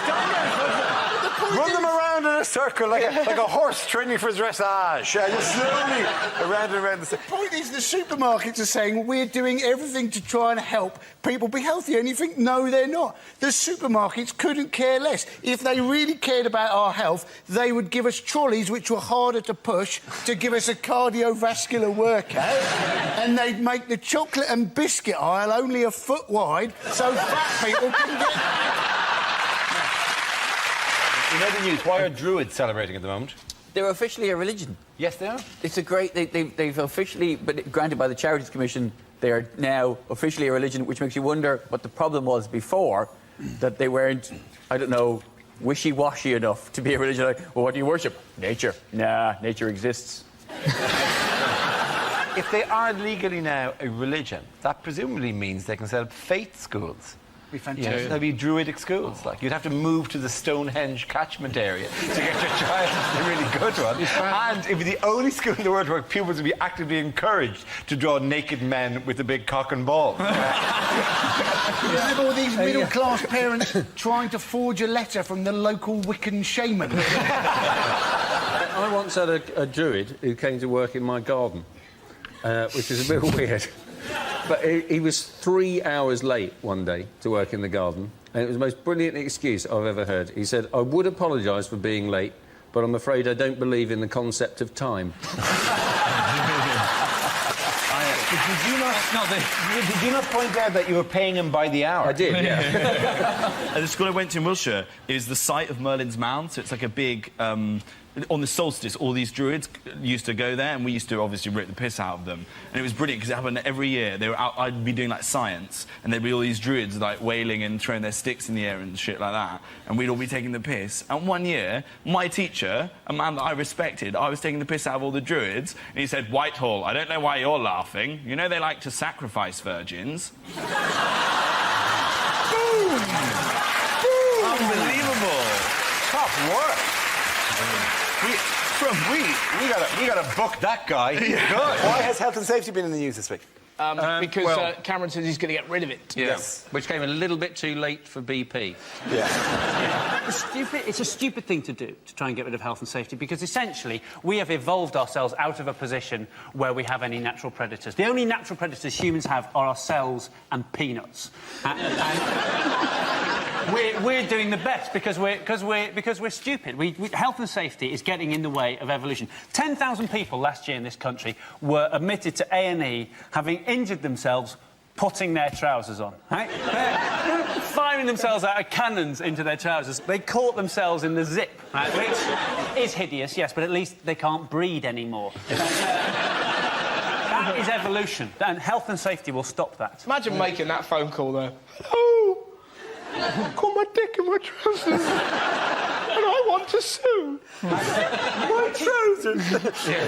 My old teacher's mate was testing some reinforced concrete cages. You know, reinforced concrete is cages with concrete covering it, and they show you the cage out the back. And he jumped off backwards, being a bit of a lad, and split up the front of himself, and didn't notice until a couple of seconds later when his bollocks fell out of his jeans. He drove himself to hospital, right? Holding his balls in one hand and putting them on his lap to change gear. He got to the A&E, and the woman said, "How can I help you?" And he went... I bet there was somebody sat in A&E just eating a Scotch egg, like that.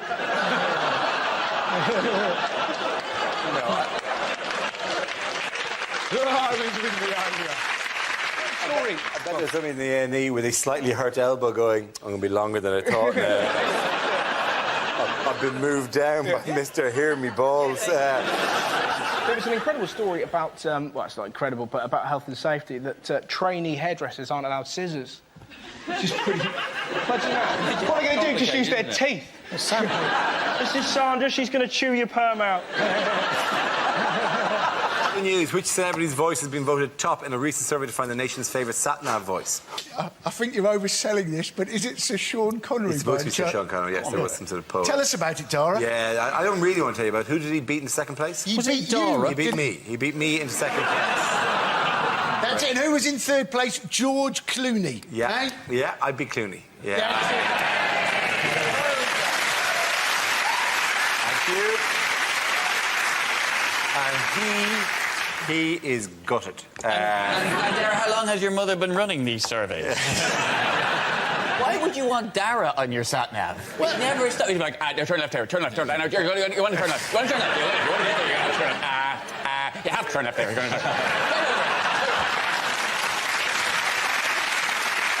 What do you do for a living? What do you do? What do you do? You want to go straight over the end, but that's the second exit. Yeah. My great problem is that I haven't been living here that long. I'd like to go, no, I don't know where that is, actually.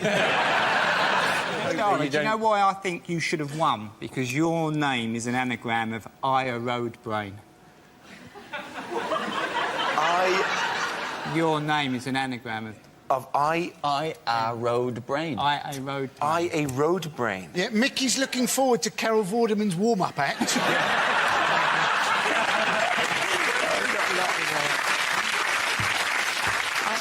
You know, I've not got a lot on at the moment. This sounds a bit clang, I once got an email from Stephen Fry telling me that he was sitting in an airport in Africa, and did I know my surname was an anagram of Nairobi? It's very difficult what to write back. Thanks, Stephen. You're very much mistaken if you think that sounds like a clanger. That sounds like a clanger. OK, thank you. End of that. Stop being noises. Sorry?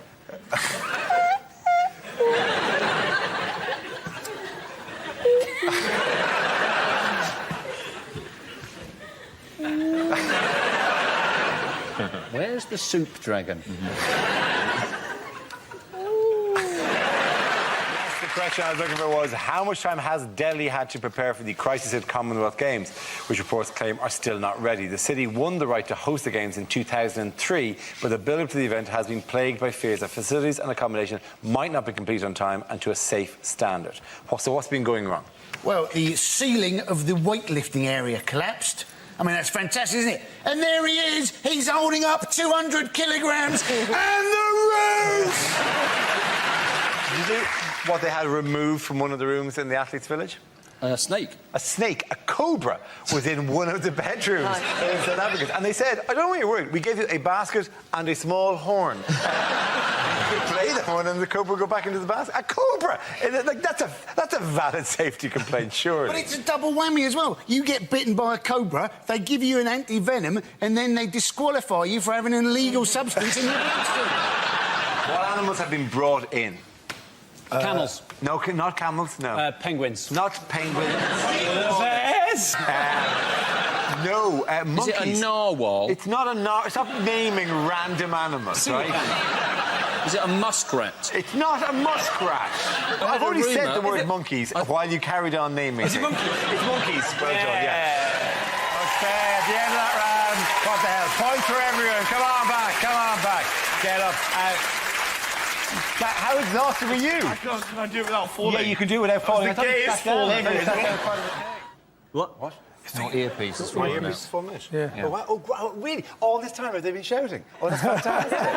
From underneath, they'll be going, I thought it was elves saying. post! This is just introduction to old age for you. Yeah. Next, you'll be losing your hair. So the police have been probably... Stop it. We are genuinely filming this shit. Could you stop throwing stuff? I know it seems, that you're not... I know this bit isn't all about you, but don't break open the sweets just yet, all right? OK. Where the police were having problems with the e-fit technology? It was rude. OK.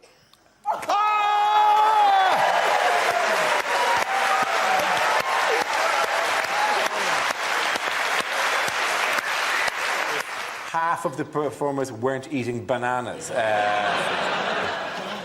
Hey, with the monkeys. Yeah. So, seriously, you'd like the bananas to pause just for a second? Yeah. OK. Have a special banana shell. Jared, we'll get a banana. Oh, we'll get you some grapes. What greengrocers are we fucking turning into here? Sorry. My mouth. Oh. Sit fucking down. Don't fucking hug me. Come on. No Russell Howard tonight, as he's off working on the next series of his own show for the BBC Three. But we start with a round called, if this is the answer, what is the question? You said the BBC Three. Shut up. You did say the BBC Three. Shut up, I'd like to get out of here at some stage Well, tonight. maybe you shouldn't have fucked it up then. Shut up. Maybe you should have said either the BBC or BBC Three. No one says the BBC Three. I call it the BBC Three, right? I say. Are you a big fan of the Oasis? He's going to be shit as a Satnav, isn't he? Yeah. Turn the right. I touched the mic. They told me off before for touching the mic, so you'll... She told you off for touching Mike. No.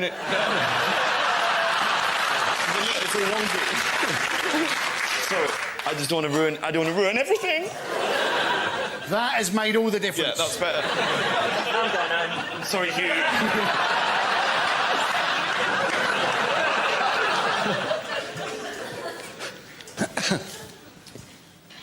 Milk, bread, germaloids. I believe I have been reading from the wrong piece of paper. I like to see myself as a perfect compromise between Ed Balls and David Miliband. I am David Milliballs. Right then, conference, it's time to choose our new leader using the traditional method. Professor Dumbledore, pass me the sorting hat. OK, the next topic is things you wouldn't hear in a cookery show. No, that's definitely a poodle.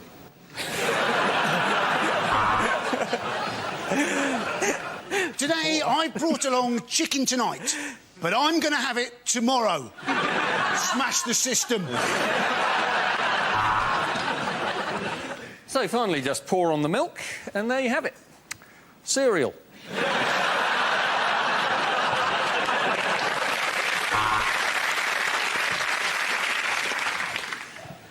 And remember, you must eat the brain to get their power.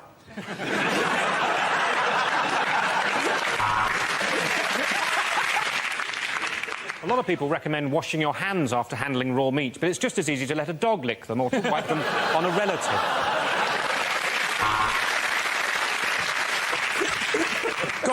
Golden, relax. We're doing a bit of dinner, mate. You're not sorting out the Middle East here. So just boil for 15 minutes, and if there's still life in her, she's a witch.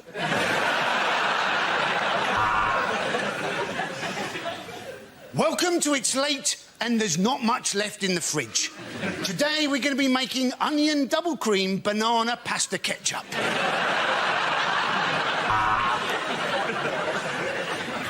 The unique flavour of the sausages is from a recipe from my wife. So, if you want to give your bar snacks that genuine pub feeling, why not sprinkle them with urine? I'm Jamie Oliver, and in my new series, I'm going to be travelling the length and breadth of the UK in a VW camper. Welcome to Cock O'Van.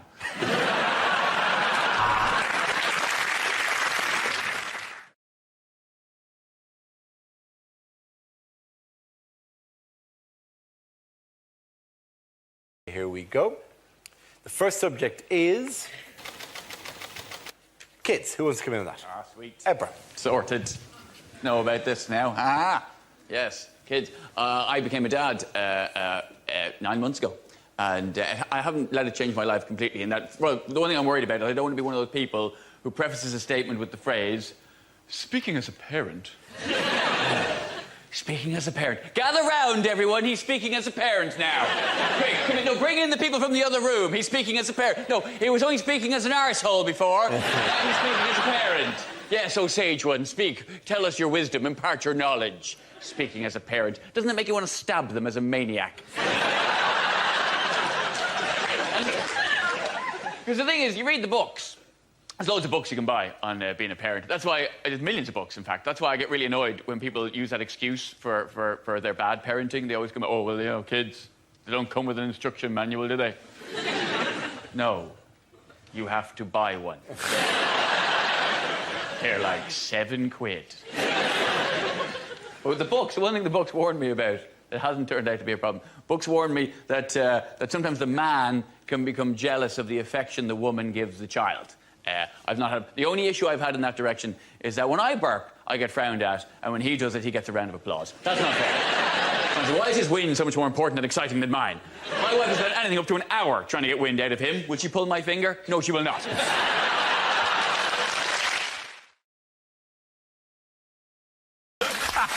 Brilliant. You don't need sunscreen for pets because pets have fur. And it keeps them warm in the winter and cool in the summer. If you put sunscreen on, it's just basically putting hair gel on them. You know, they're trying to keep cool, not go on the pull, aren't they? How do you know about hair gel? A little bit of this, Ed. This is me going out for the night. I'm ready to roll. My favourite thing about when it's hot is when I go and check my gas meter and it's still on 40 quid and it's been on 40 quid for a week. To be fair, though, in the winter it's on 40 quid because my uncle sorted it. But, it's all... Probably not the thing you want to admit on national television, but There's been a 204% increase in barbecue sales, right? And a 176% increase in charcoal sales, which means, Dara, that 28% of people forgot to buy charcoal. There was 9 million sausages sold by Tesco this week. Really? 9 million, that's 4 pigs. And 3 horses.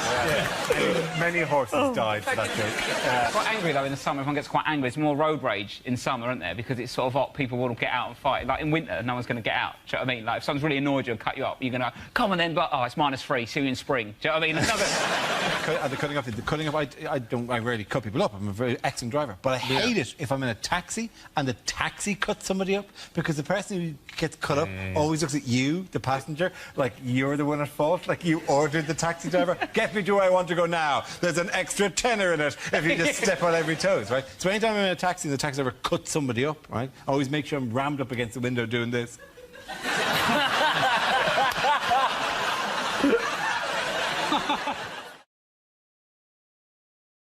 Whose famous face was recently given a makeover? Is this the Jesus story?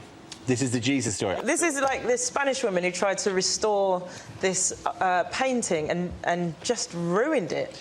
She did. Where was it, by the way? It was in... It was in Spain. It was in Spain. I'm trying to Where the Spanish ladies are. Yes.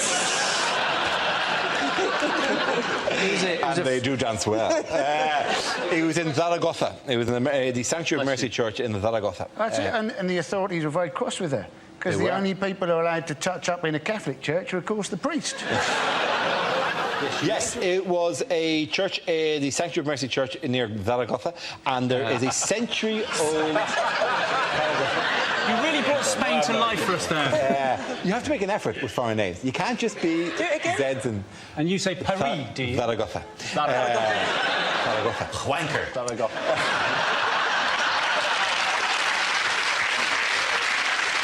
So, anyway, hola, ¿qué tal? Sí, bueno. See, the worst thing is I do a Spanish accent, it goes Mexican incredibly quickly. There was a fresco in a church in Zaragoza. This fresco was incredibly beautiful. They call it El Guapismo. Anyway, there was a fresco in a church in Zaragoza. Where's the fresco? It's in a church in Zaragoza. In a church in Zaragoza. In a church in Zaragoza. Zaragoza. How old was it? It was a century, it was 100 years old. A whole 100 years. A whole 100 years old. What a story this is. Somebody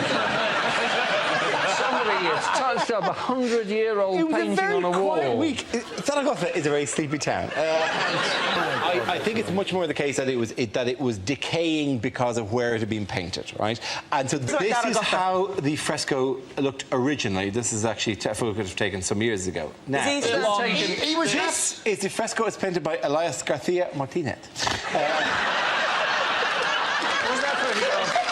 I'm going for it. Do it, man, do it. Right. This is how it looked just recently because the plaster on which it was built had decayed, right? So this is how it looked now. Okay. So a nice old lady, a nice Zaragozan lady, went in and repainted it. And just paint up. And this is how it looked when she'd finished.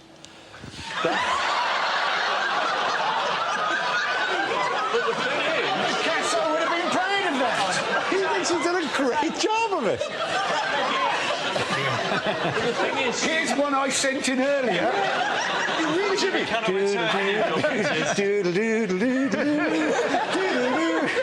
Like an old lady. Zaragoza. I am sorry, people of Zaragoza. We cannot return your paintings. Thank you very much for sending them in to Mock the Week's gallery. Your opinions because they're painted on a wall in a church. Yeah. She's actually made Jesus look like a Teletubby. So she also rounded him off as well. Like, she twisted it around into the whole thing. She thought she'd done a really good job, though, because everyone that she showed it to went, Jesus Christ!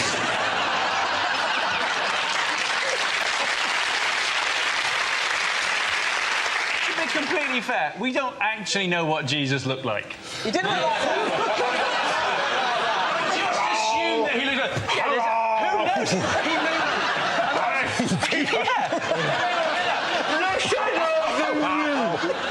I tell you what, this might have been the bit that from the Bible. I'm Jesus. Missing in the Bible where Jesus comes in after a botched face job. Last Supper, and everyone says, "Have you had any work done, Jesus?" No. My furry hat. My furry hat goes all the way around. She's actually seeing the restorer next week, isn't she? Because she's got to tell the restorer exactly what materials she used to do that. And you're thinking all she's going to produce is half a potato. The irony is, she is probably older than the fucking fresco.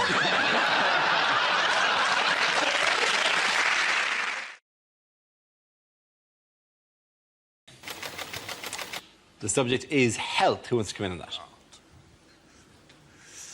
Right, health. I actually don't have that good a relationship with my GP. For one reason and one reason only. Up until the age of 17, my GP had me on their records as a woman.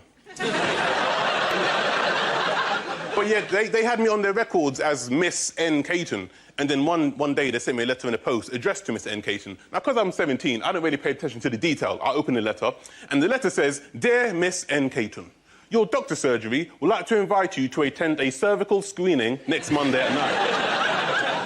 Now, this is where I messed up. See, at 17, I knew what cervical was. That's obvious, right? But what I didn't know was that there's more than one meaning for the word screening.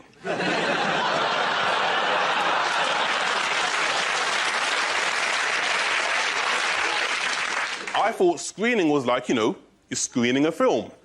So, when it said we would like to invite you to attend a cervical screening, in my ignorant, naive 17-year-old brain, I honestly thought I was being invited to watch a movie about women's genitalia. Right? Now, I'm 17, I'm horny, I'm a virgin. Am I going to go? You're damn right I am. So next Monday morning, I go to my GP, I get to the reception, it's full of women, doesn't put me off. Right? Walk up to the receptionist, I go, "Hey, how you doing? I'm Nathan Caton, I'm here for the cervical screening." She looks up, sees me standing there with nachos, popcorn and pick and mix. Starts laughing in my face.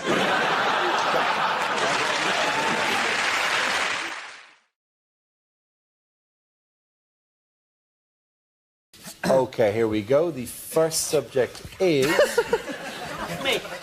unlikely lines from a cosmetics commercial. Do you want tighter, smoother skin? Why not try getting fat? For a rich, all-over tan, get into a bath David Dickinson's just got out of. Do you suffer from low self-esteem, feel like a failure, think you can't go on? Then take 200 Nurofen. That should do the trick. Maybe she's born with it. Maybe she got it off that guy in Ibiza. Now, Daphne here is wearing a lot of concealer. Daphne?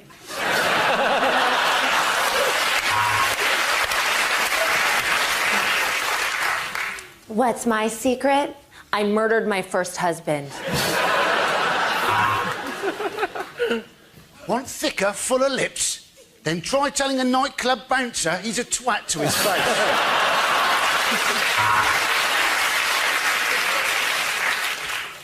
Clinique. Because clinic reminds you of chlamydia and stuff.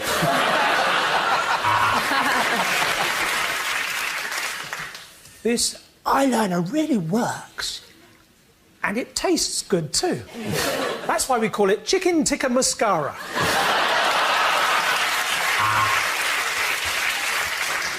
I'm Dean Gaffney, and I'm worth it.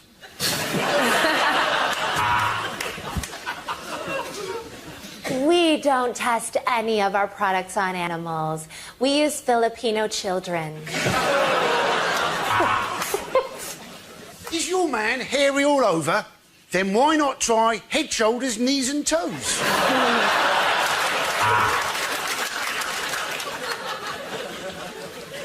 New anti-wrinkle cream for men. My scrotum has never felt so small.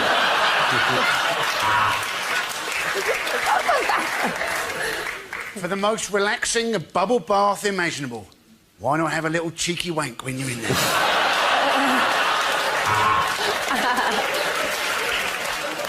Do you dream of longer, fuller lashes?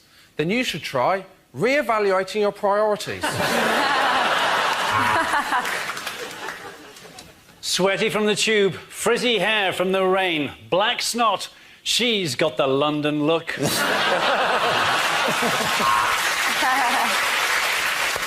3 steps to a better skin. No crisps, no chips, no burgers.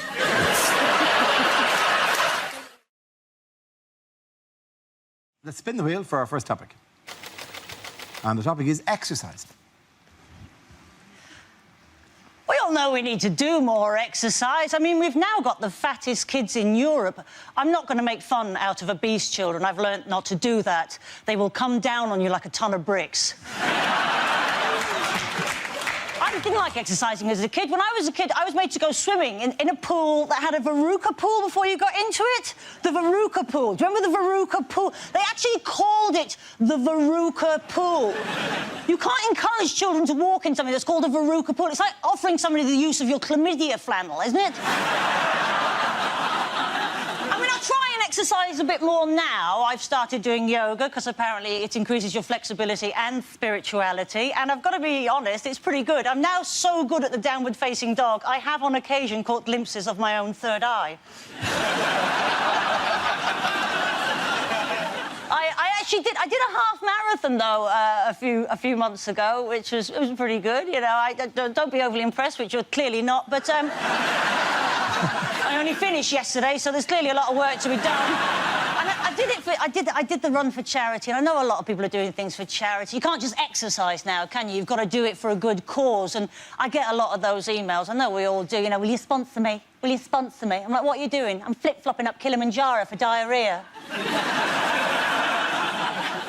Going across the Arctic for trapped wind. Are you? Don't do that.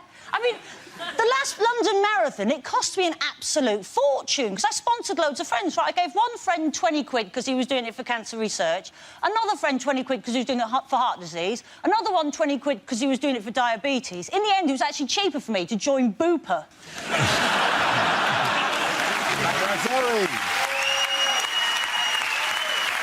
OK, that leaves us with Milton. Let's see what you've been left with. Let's spin the wheel. And the subject is work.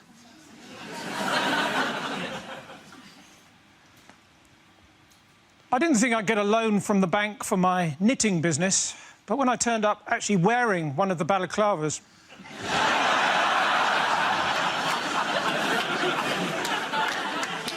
I used to be a weatherman. In fact, does anyone want to buy a broken barometer? No pressure. If there'd been a mix-up, my uncle could have ended up as the next president of the United States. He's an undertaker in the army, or Barack Obama.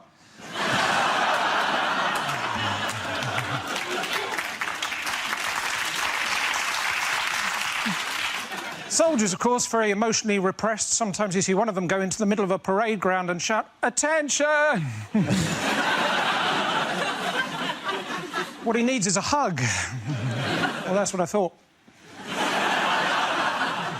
My dad, he was a soldier, so, of course, as a family, we were always moving around a lot, because he used to use us for target practice. 6 hours I had to wait in the other day for the electrician until he opened the cupboard under the stairs and I was able to leap out at him. I remember when I was a policeman, I was asked to seal off an area and I went, That's all right, thank you. Thank you very much. Well done. Points there for Mr. Jones. Come on back. Part man, part machine, part bird, part drum. It's Robo Bongo Cuckoo Cop.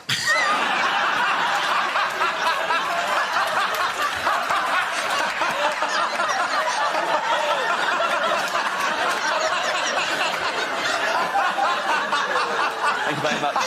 Is it? Yeah. How many times have I dropped a bath bomb in a lemonade? It was that good, was it? Put it this way, mate, you don't do it twice. I think...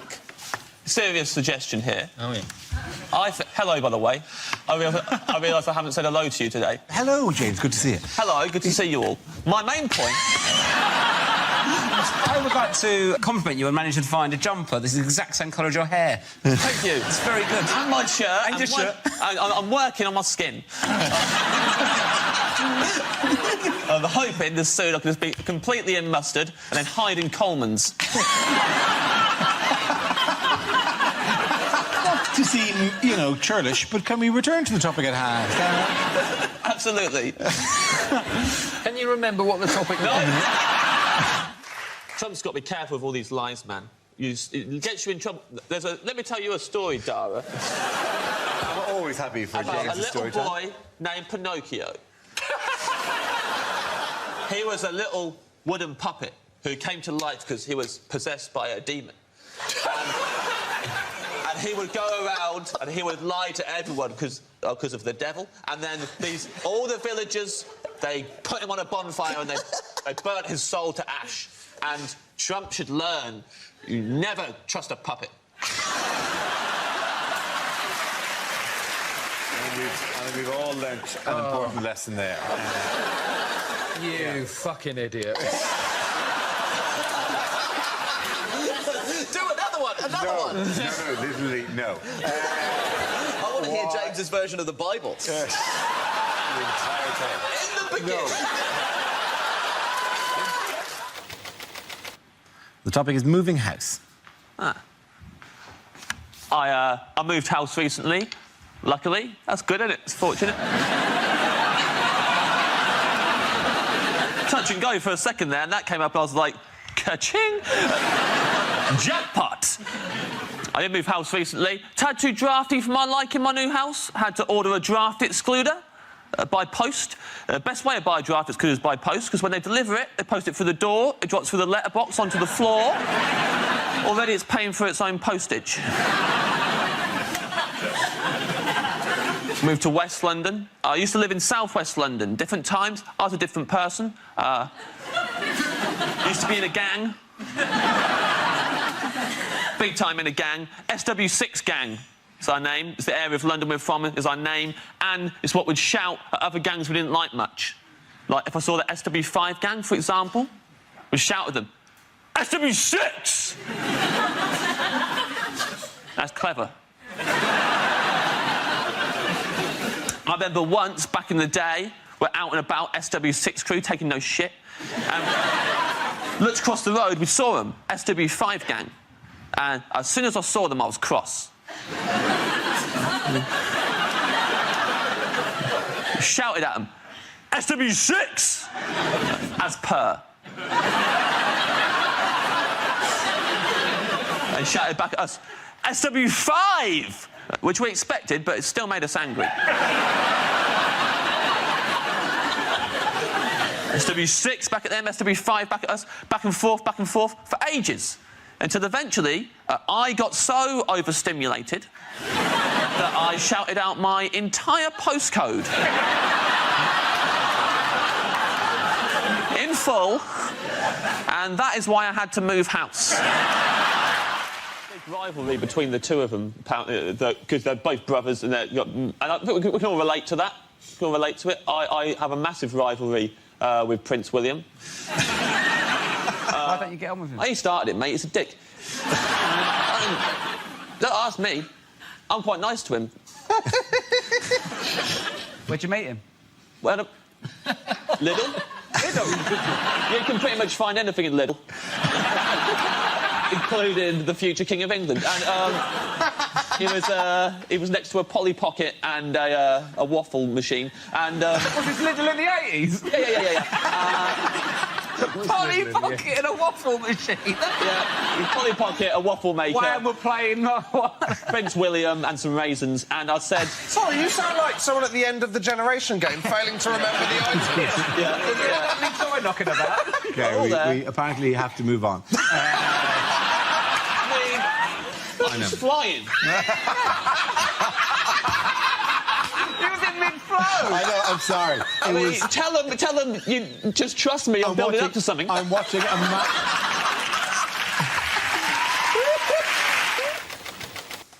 And the topic is cinema. There you go. Speaking of the cinema, Sarah Pascoe's an idiot.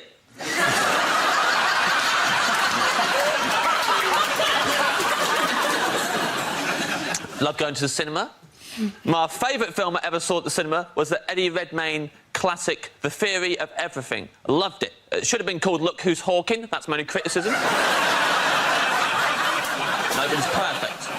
Worst part of going to the cinema is other people. Easily. I'm sitting there. King of the Jerks is behind me. This really angry man. Had a go at me at one point because I was snacking. Get over yourself, Grandad. I'll do what I like. In his defence, I was eating a big bag of fortune cookies. Cracking them open, reading them out loud. It was disruptive. It was disruptive. End of this film, man behind me goes, "Ugh, that's 2 hours of my life I'm not getting back." I thought, oh, got some bad news for this guy. Every hour of your life. Now you're never getting back. They're gone forever. Time is not refundable. Death is the end. And I know that because 5 minutes earlier, I'd read it in a fortune cookie. Parties. Who wants to go in that? James.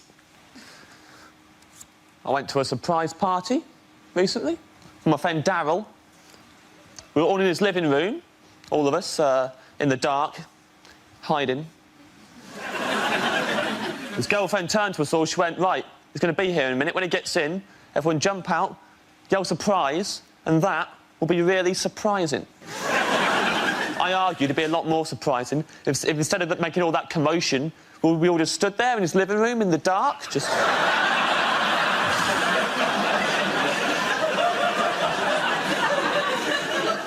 When he comes in and turns the lights on, see how surprised he is then? It's a good party. I schmoozed. I'm good at schmoozing. Buttering people up. I'll give you some schmoozing tips, why not? A lot of people will tell you when you're schmoozing, have a good icebreaker, right? Break the ice. What they won't tell you, at the end of the conversation, unbreak the ice. You don't want anyone else swooping in, taking advantage of all the lovely little ice cubes that you created. So freeze it over again before you leave. So as you're leaving, just slide something under the fence, like death comes to us all, something like that.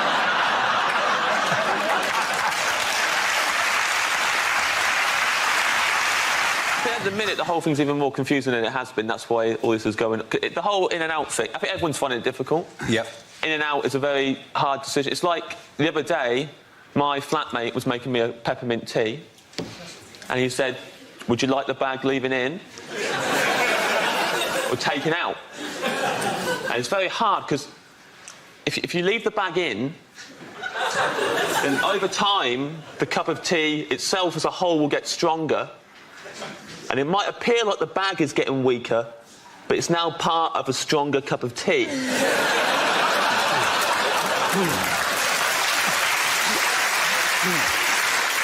Whereas, if you take the bag out, the tea's now quite weak, and the bag itself goes directly in the bin. That may be the smartest thing anyone has said in the last 2 months. And the subject is food. I'm trying to eat more healthily lately. I bought some ready-to-eat apricots this week. They say you are what you eat, which is true, because as soon as I bought the ready-to-eat apricots, I was ready to eat apricots.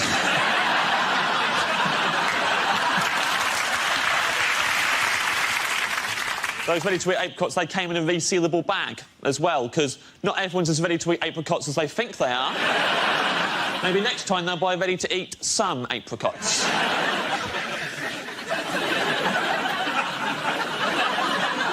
I know shitloads about bread.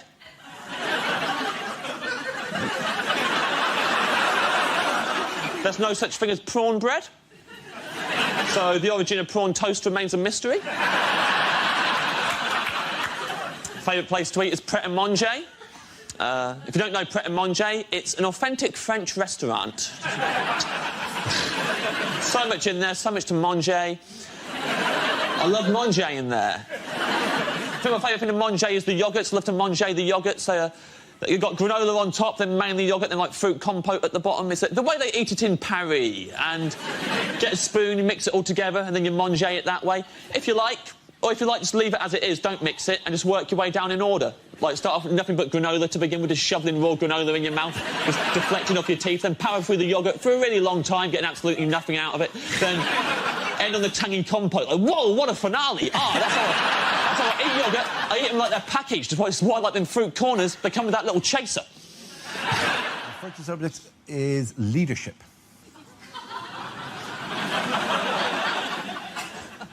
Leadership looks fun, but it's stressful. Just look at anyone leading a conga. On the outside, it looks brilliant. They're having a great time all the time, just...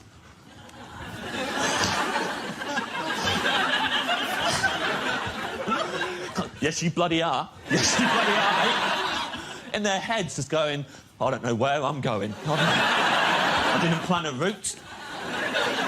I never asked for any of this. God, I miss my family. Everyone's trapped in the conga. You think you can leave? You can't leave. Person at the back, maybe, they can let go, make a run for it. Everyone else, you let go. You're not out the conga. Now, you're the leader of a rival conga.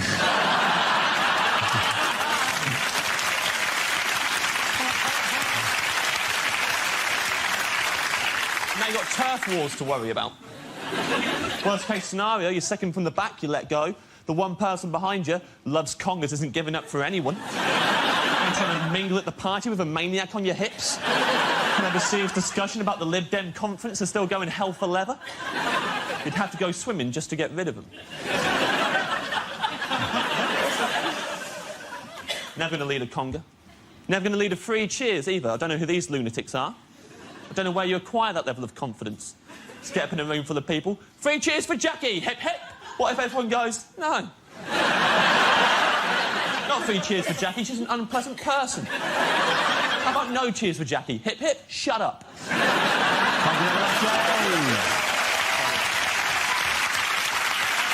How has a monkey sparked debate this week? Oh, it's the selfie monkey. It is the selfie monkey, you're absolutely right. That's obviously quite an old story, the monkey that took the selfie, and we all like that picture, but now it's like in court that who owns the rights to the image? Yep, and some people, it's debates whether it's the photographer who owned the camera and left it there for the monkey to play with, or if it is the monkey who owns the right to a photo it didn't know it was taken. But the monkey's not going to have a career as a photographer. I'm not going to go to a wedding and they're going to go, where's the photographer? Masturbating and throwing shit at the bridesmaids.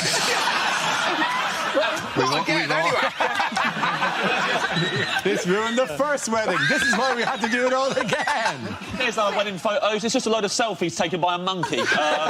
Obsessed with itself. That'd be great. In the veil, holding the boat head. Just, if behind it there was like a bride and groom just trying to look around it. Like going, just taking photographs of everyone's there. That better not a bit of yourself again.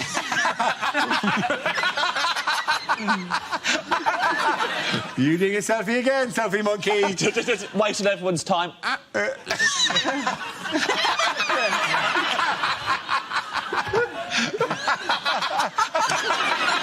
OK, no, just the bride's family.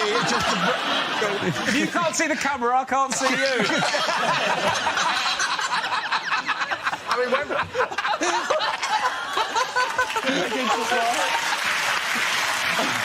And it's food and drink. I'm not like Rob. I don't like going out getting drunk. I like staying in. I drink on my own. Way cooler, man. I lock the door. I get myself a glass of punch. Is that weird? I drink punch on my own. Is that strange? I drink it from a big punch bowl with a ladle in it in the corner of my bedroom. Is that weird? I don't know what other people do. People are always worried about punch getting spiked. Solo punch, problem solved. Not to spike myself, unless it's Fun Time Thursdays.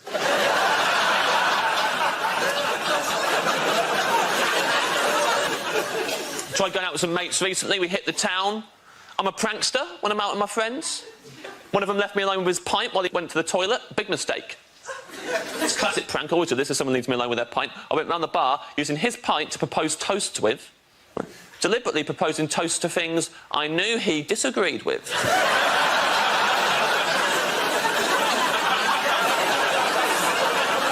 He comes back, has a sip.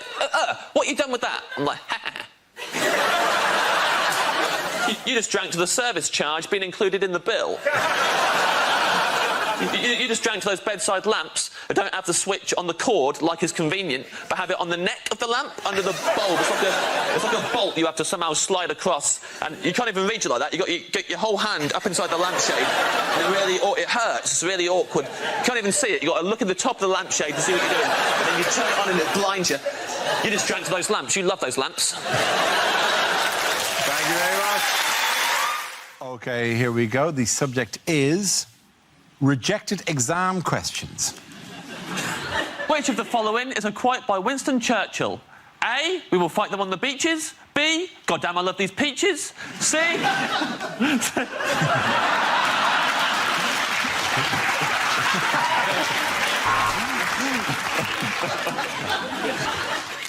If the borrowers never returned anything they borrowed, why were they called the borrowers and not the thieving little bastards? Which of the following is a quote by Winston Churchill? A, we will fight them on the beaches. B, goddamn, I love these peaches. So I can't do that. It makes me laugh too much. I love, goddamn, I love these peaches so much.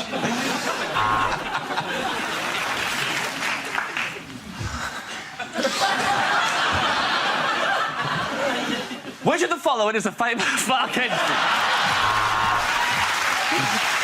OK, the next topic is things you wouldn't hear on a train. Now an announcement for the people who insist on sitting the way the train is moving because sitting backwards feels weird. You're weird. Oh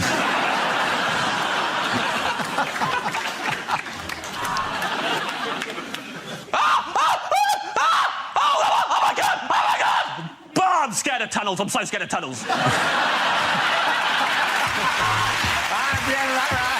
The point to the Ed, you and Jays.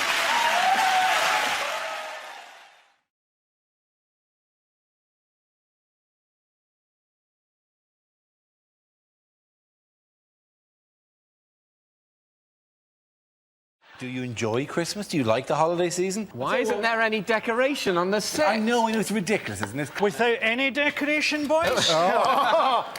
Yeah. Christmas is here. Nothing. That's... Nothing makes like... Christmas more than a miserable Scot just going... Do it now. This should be the opening of the Olympic ceremony.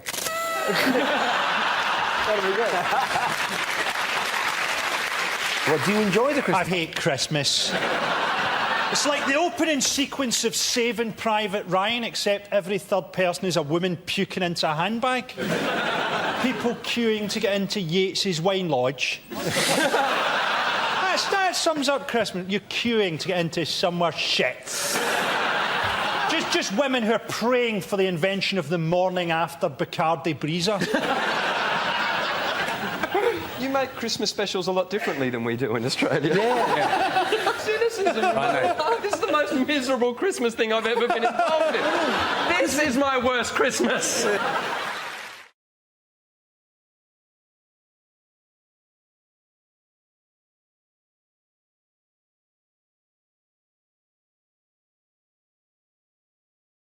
We play a round called hashtag Wheel of News, hashtag funny, hashtag lol. This game involves Rob, Sarah and Gary. See if you could make your way to the performance area, please. This round is a stand-up challenge. I launched a Wheel of News, and whoever it chooses to stop, one of our performers must step forward and talk about that subject. OK, here we go. Let's spin the wheel. First topic is family. Who wants to come in on that? I'll do it. Rob. I went shopping with my nan the other day. She's a very straight talker, man, very sort of south-east London. And we were in the shops. I said, Nan, get yourself some trousers. They're on special. She went, nah, it's all right, son. Got enough to see me out. How depressing is that? Basing your fashion choices upon your lifespan. Don't care that she's quite modern. She's on the internet and stuff. She went, I saw you on YouTube last Tuesday. I was like, watch it when you want, Nan. It's not scheduled. And she... Oh, is that a weird fly? Oh, it's weird, wasn't it? Weird fly? It's my granddad having a go.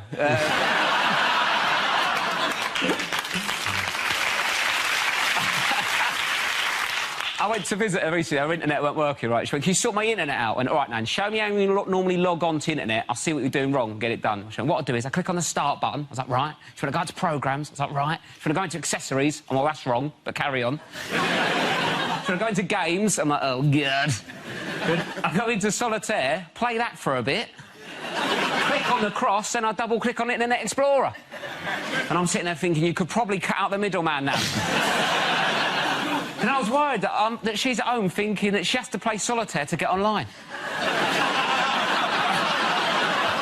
I need to send that email, but I cannot face another card game. I'm sick of it. Any sort of, like, internet sort of computer people are thinking, actually, Rob, that is the incorrect route to solitaire. On the latest version of Windows, you're correct. But she's on Windows 98. We're not upgrading her. It'll see her out. Well done, Rob. OK, let's spin the wheel. Somebody is ageing. Who wants to talk about that? Sarah. OK, and so I'm 33 years old, which is where magazines will tell you that a woman has her sexual peak. And I used to think that was a lie, that it was something that they were saying to younger women so they wouldn't be afraid of getting older. Like, oh, yes, you will have a moustache and a slow metabolism, but you'll also be gagging for it all of the time. And now I'm this age and I do believe in it. I basically think your body starts flooding with hormones because you only have so much longer left to have a child, because that's it. I'm 33 and I've never had a baby. I have had a tapeworm. It's not the same. And, but the trouble that I'm having is, so my boyfriend's also my age and he's experiencing a lot less interest in sex. He's having a sexual slump. Because apparently boys have a sexual peak when they're around 18. And that is not fair. That is a horrible trick that nature has played. Because an 18-year-old doesn't want to have sex with me any more than I want people to know that I've done that. And it's not fair.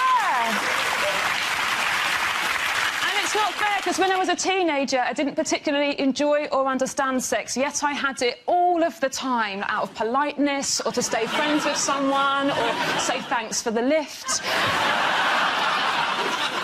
Thank you very much. Well done. Very good. So that leaves us now with Gary. Let's see what you've been at for. Gary, let's spin the wheel. And the topic is shopping. Away you go. I bought a slimming magazine in W.H. Smith's. I didn't read it, I just wanted a big bar of Galaxy for £1. I bought some fancy pens at a nudist art shop. Felt tips? No, but I touched a couple of bollocks.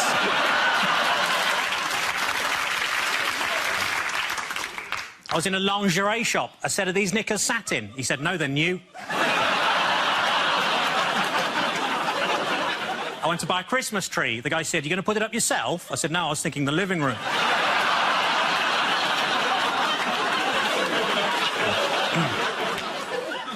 Bought a chameleon, lost it. Why is it that when women go to the toilet in pairs, no one minds, but when I did it, I got thrown out the greengrocers?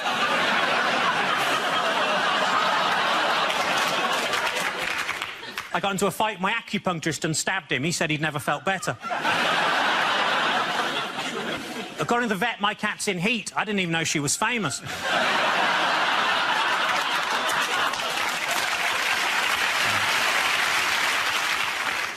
friend of mine keeps going on and on about how good his orthopaedic shoe is, but I think he's built it up too much. bought an advent calendar for Jehovah's Witnesses, but on every door somebody tells you to fuck off. Thank you.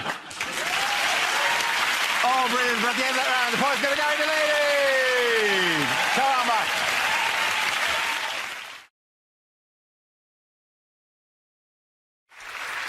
The next round is called Between the Lines and features Hugh and Frankie. Would you please make your way to the press pit?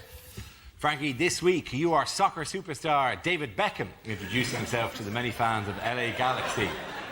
Hugh will tell us what he really means. I'm glad to have this opportunity to let you know what I'm thinking.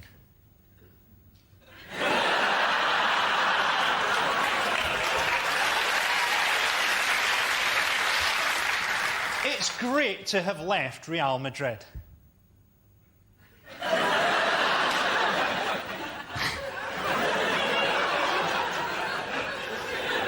I hate Poland.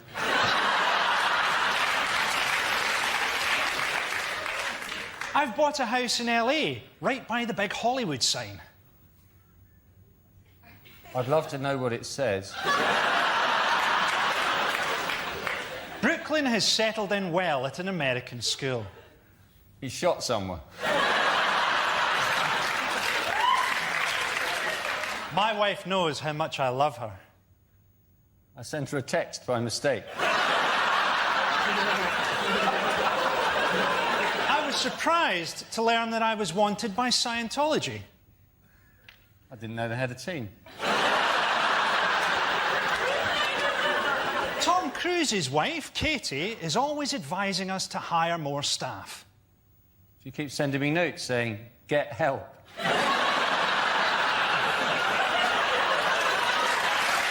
Very good. Well done to both of them.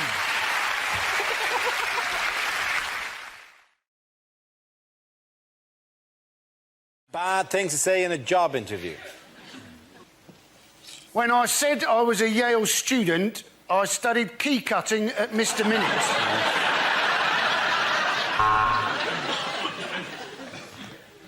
Why do we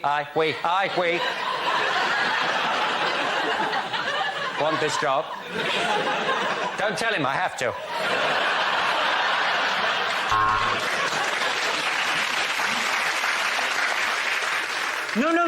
No, I applaud your policy of positive discrimination, and that's why I blacked up.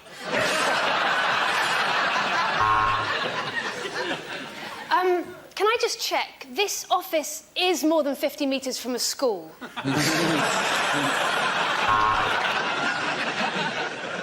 What do you mean, no experience? Being abducted by aliens isn't an experience, and I don't know what it is. Well, yes, I would make the perfect train driver. I'm always late, and I'd break down really easily.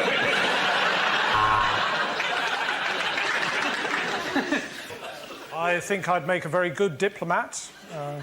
I'd like to live in Paris with all the other parasites.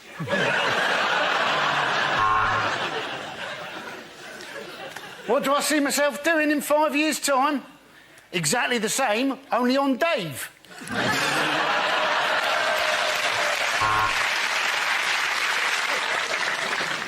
Thank you for seeing me. I hope you don't mind if I stay sat down for a moment. I've got a little erection bubbling away.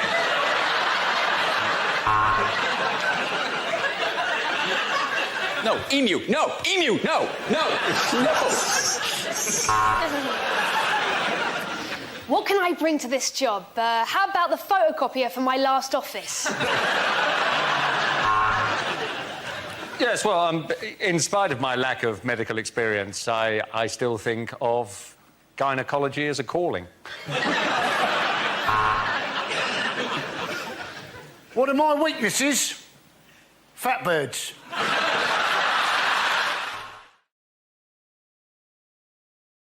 The answer is 1. What is the question? Is it what grade of haircut can Andy Parsons only dream of? Is it, let's be honest, when does life start to go downhill? Is it what does the wow. Very depressing! Yeah. I've got a lovely idea of your first words. What are you going to say, Frankie? Bleak. Gina, which category would you like? Entertainment news. OK, entertainment news. The answer is 50 nights. What is the question? Is it how long does it take me to successfully build an IKEA wardrobe? Is it which themed disco evenings have the most restrictive age policy? 50 nights. No? Is it? Is it how long before we get the right answer to this one? Yeah. I think I've got the right answer. No, don't do that. I haven't done a funny one yet. Stick around, right? Is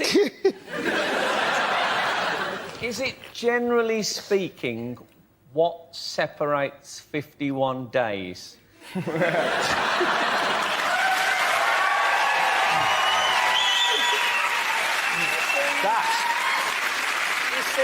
You don't have to be rude. My fundamental objection to the idea of a debate between the leaders is that it is an American idea. I can't bear the idea that it's an American idea. It's like one of those ideas that we've imported, like nobody has a school leavers disco anymore. They all have a high school prom, and they all turn up in little bow ties and a ball gown. How do you know? Because he's cruising around in an empty limo. Yeah, you like the hip-hop? No, ladies. Is it, when my wife and I did our IVF, how many abnormal sperms were found in my first ejaculate? It's true. Yeah, we were all there. We had a lot of support. After this, we're all going to see Frankie as well. I say my first ejaculate, it wasn't my... You know. No, obviously it wasn't your first ever ejaculate. Because that would explain why it wasn't working till then. I was told. Oh, this? Yeah. Oh, we use this. Oh, we don't need you for a while, Doctor. We'll try with this first and then come back to you. You know, it's a fly just landed on my hand. I think you know what it is? It's Frankie. Yeah. Frankie's spirit has come back as a fly. He's transmogrified. He has, yeah. We've been cursed. That's what it is. They've taken Frankie, now the flies are coming. What next, dear viewer? What next? Make sure. You know, these policies are always going to have problems, though, isn't it? Oh. You killed Frankie. You killed. Frankie is so... Oh, man, you really have flattened it. And also, picketed by the Animal Liberation Front now. We're building ourselves up to say, you know, we killed a fly or a jackal. I didn't kill the fly. So Suddenly it's a group of us have killed the fly. Go. Oh, come on, we were all there. None of us spoke up to save the fly. Let's face it. The road to hell is paved with good intentions. I didn't believe you were going to go through with the killing. Yeah, but let's move on. Hello and welcome to Mock the Week. I'm Dara Breen. Joining me this week are Andy Parsons, Rod Gilbert and Russell Howard, Frankie Boyle, Hugh Dennis. We have done that hundreds of times. We never clapped there. I'm not the real Frankie Boyle. That's the happiest you've ever looked at that section. I can't believe you did it. He started a spontaneous round of applause. That was professional courtesy. Well done, the other team. No, we genuinely have to do all that again. It looked like you'd had some sort of ganja flashback. You're like, oh, happy day. Can I just say in this photo, if you look at Nicolas Sarkozy there... Yeah.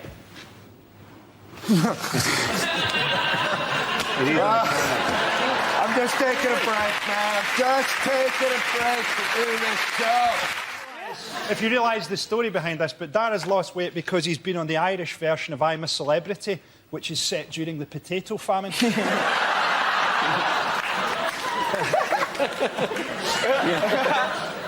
Sorry. How much weight? We were all a bit worried when we heard about your weight loss. We were all a bit worried that you had AIDS. Yeah, that was true. No, we were genuinely worried because none of us wore a condom. In fact, actually, we'll chat about that later. How much weight have you lost, actually? Who, me? Since I've been on here, about 2 stone. I'm not Colleen Nolan. This isn't Loose Women. I'm not discussing weight loss on the show.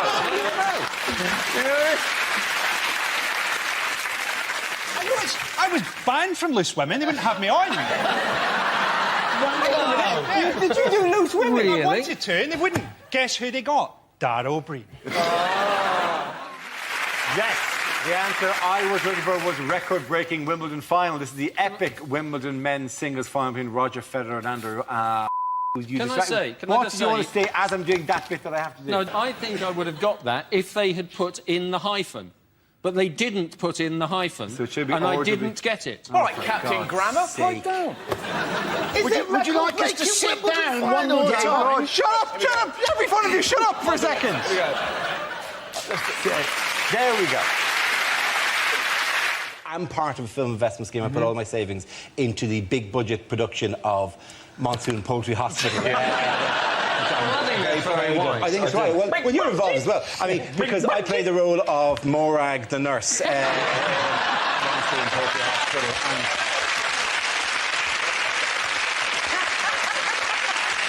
I think we're going to make a lot of money back. It's it's me and you are involved. Alfred Hitchcock. It's nice to know where the budget for this show goes. I want to know, by the way, how well I look as a nurse. Surprisingly fitting. Big shoulders. You've got a hint of the readers' wives about you. If you turned up at my bed in a hospital, I'd discharge myself. Listen, I have no surprise, no doubt you'd discharge yourself. Is Jill Mackinson-Sanders, who's the mayor of a town called Louth in Lincolnshire, who decided, as the torch was passing through her town, to dress up as one of the local products of the town of Louth of Lincolnshire. The town of Louth of Lincolnshire apparently is famous for its sausages. Here's how she tried to dress up to welcome the torch. She ran alongside the torch, as a giant penis down the street screaming. He looks like you. He does not look like me.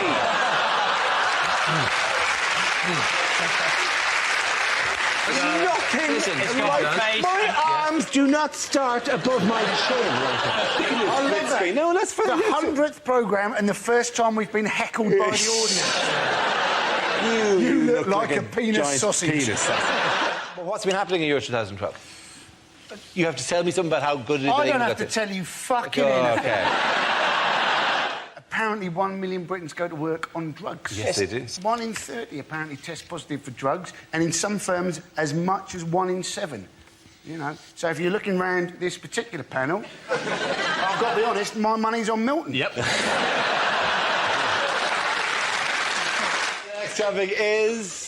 The next topic is... Walk the fuck away. Bloody peanut sausage!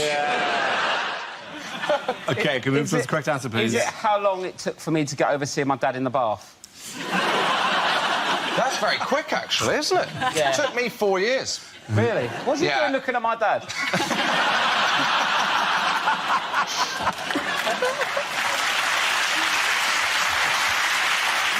Surely more the question is, what was your dad doing in his bath? Friday night. Should be noted. I'll tell you what it could be, honestly. What proportion of that team have I seen completely butt naked?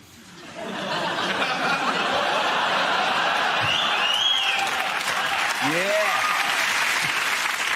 We used to share a flat and I used to get bored and get in your bed.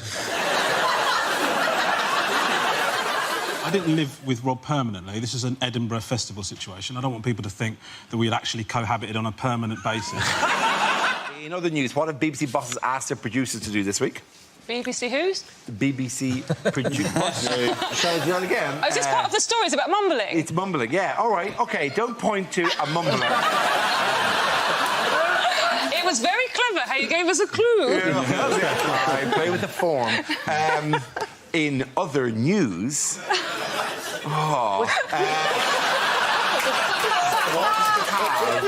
Was it about forced enunciation? It was about forced enunciation, yes, it was. Asked their producers to do this week. Yeah, it was about mumbling, all right?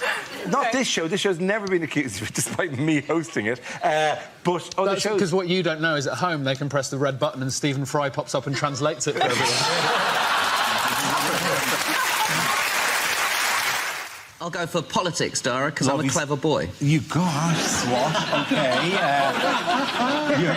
You're on the wrong show. Yeah. OK, let's give it a go, shall we? Your category is politics. The answer is 4%. What is the question? Is this the percentage of people who enjoyed a comedy gig I did in Greenwich in December of last year? We've all had those shows. Yeah, I was at that, and that was not 4%. Is it how much of my foot could I fit into one of Josh Widdicombe's little shoes? We can go, man. A size 9. Ladies. Oh, a 9? Yeah, children, so I don't have to pay VAT on my shoes. I'll have you know those are the exact plimsolls that Nelson Mandela wore on his long walk.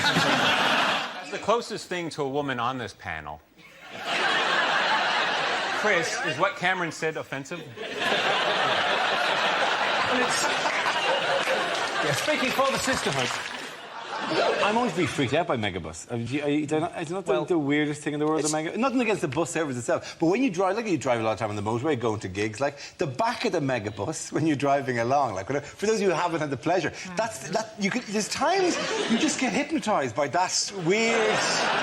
There are many things I've observed. Firstly, why does that man have such large breasts? Hours staring at that man's breasts going, that is insane. What kind of... Where can you go for £1? I thought you'd have to contact Megabus. There's an address I there. I'd have to put plus a 50p booking fee, as if people are going to go, well, that's a rip-off. The other thing really irritating about this, for the entire... In my ear, constantly, people are going, wear the hat, wear the hat, wear the hat, wear the hat. Because, yeah, they give me a yellow hat, because they think I look like the Megabus guy.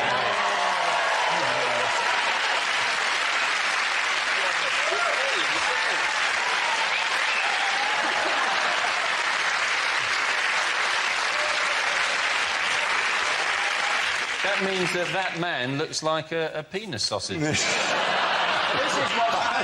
They should call it penissausage.com. Oh, something else is already called. You're just bringing this up to try and make everybody forget that you look like a penis sausage. That's exactly what's going on here. You just look like a penis sausage in a yellow hat. Oh, no!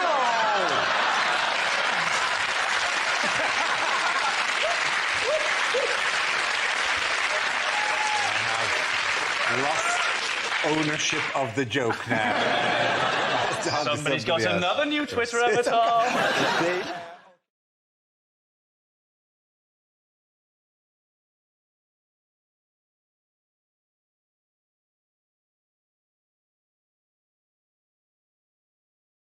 Things you wouldn't hear in a nature show. Well, that was a sticky moment. Last time I tickle a sperm whale.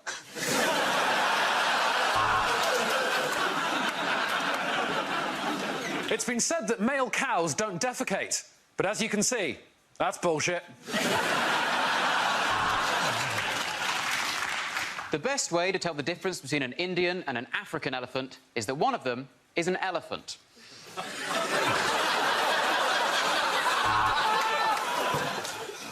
Hello, I'm not an elephant. Told you. The baboon is one of the most sophisticated primates. Would you look at the arse on that?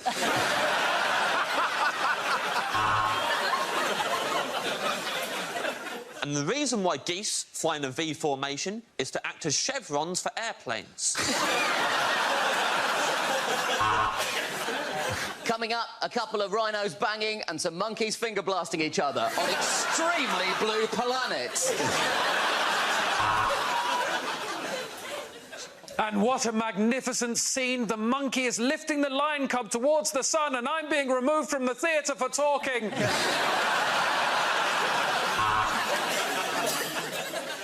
Dawn rises on the Serengeti. Dawn has no idea how she got there. The gibbon is widely considered to be the most frequent masturbator in the entire animal kingdom. We'll see about that. Hello, mates! I'm Daddy Dyer, and welcome to Britain's longest dogs. The camel can walk across the sand because of its toes, or, as scientists call them, fanny outlines.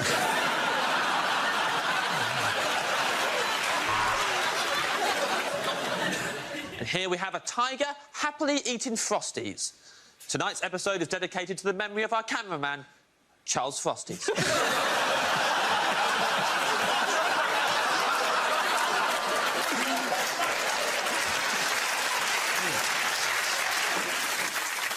And here we see two majestic birds of prey, or nuns, as they're also called.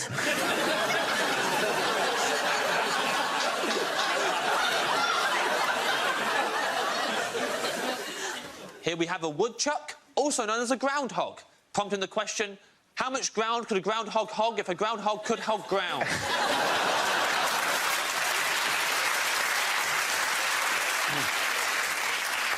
As the three lions circle the female, we ask, when will footballers learn that no means no?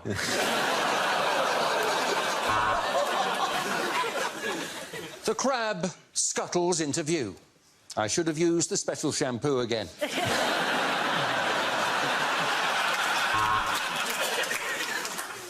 And today we'll be talking about one of the largest land mammals to ever walk the earth, your mum.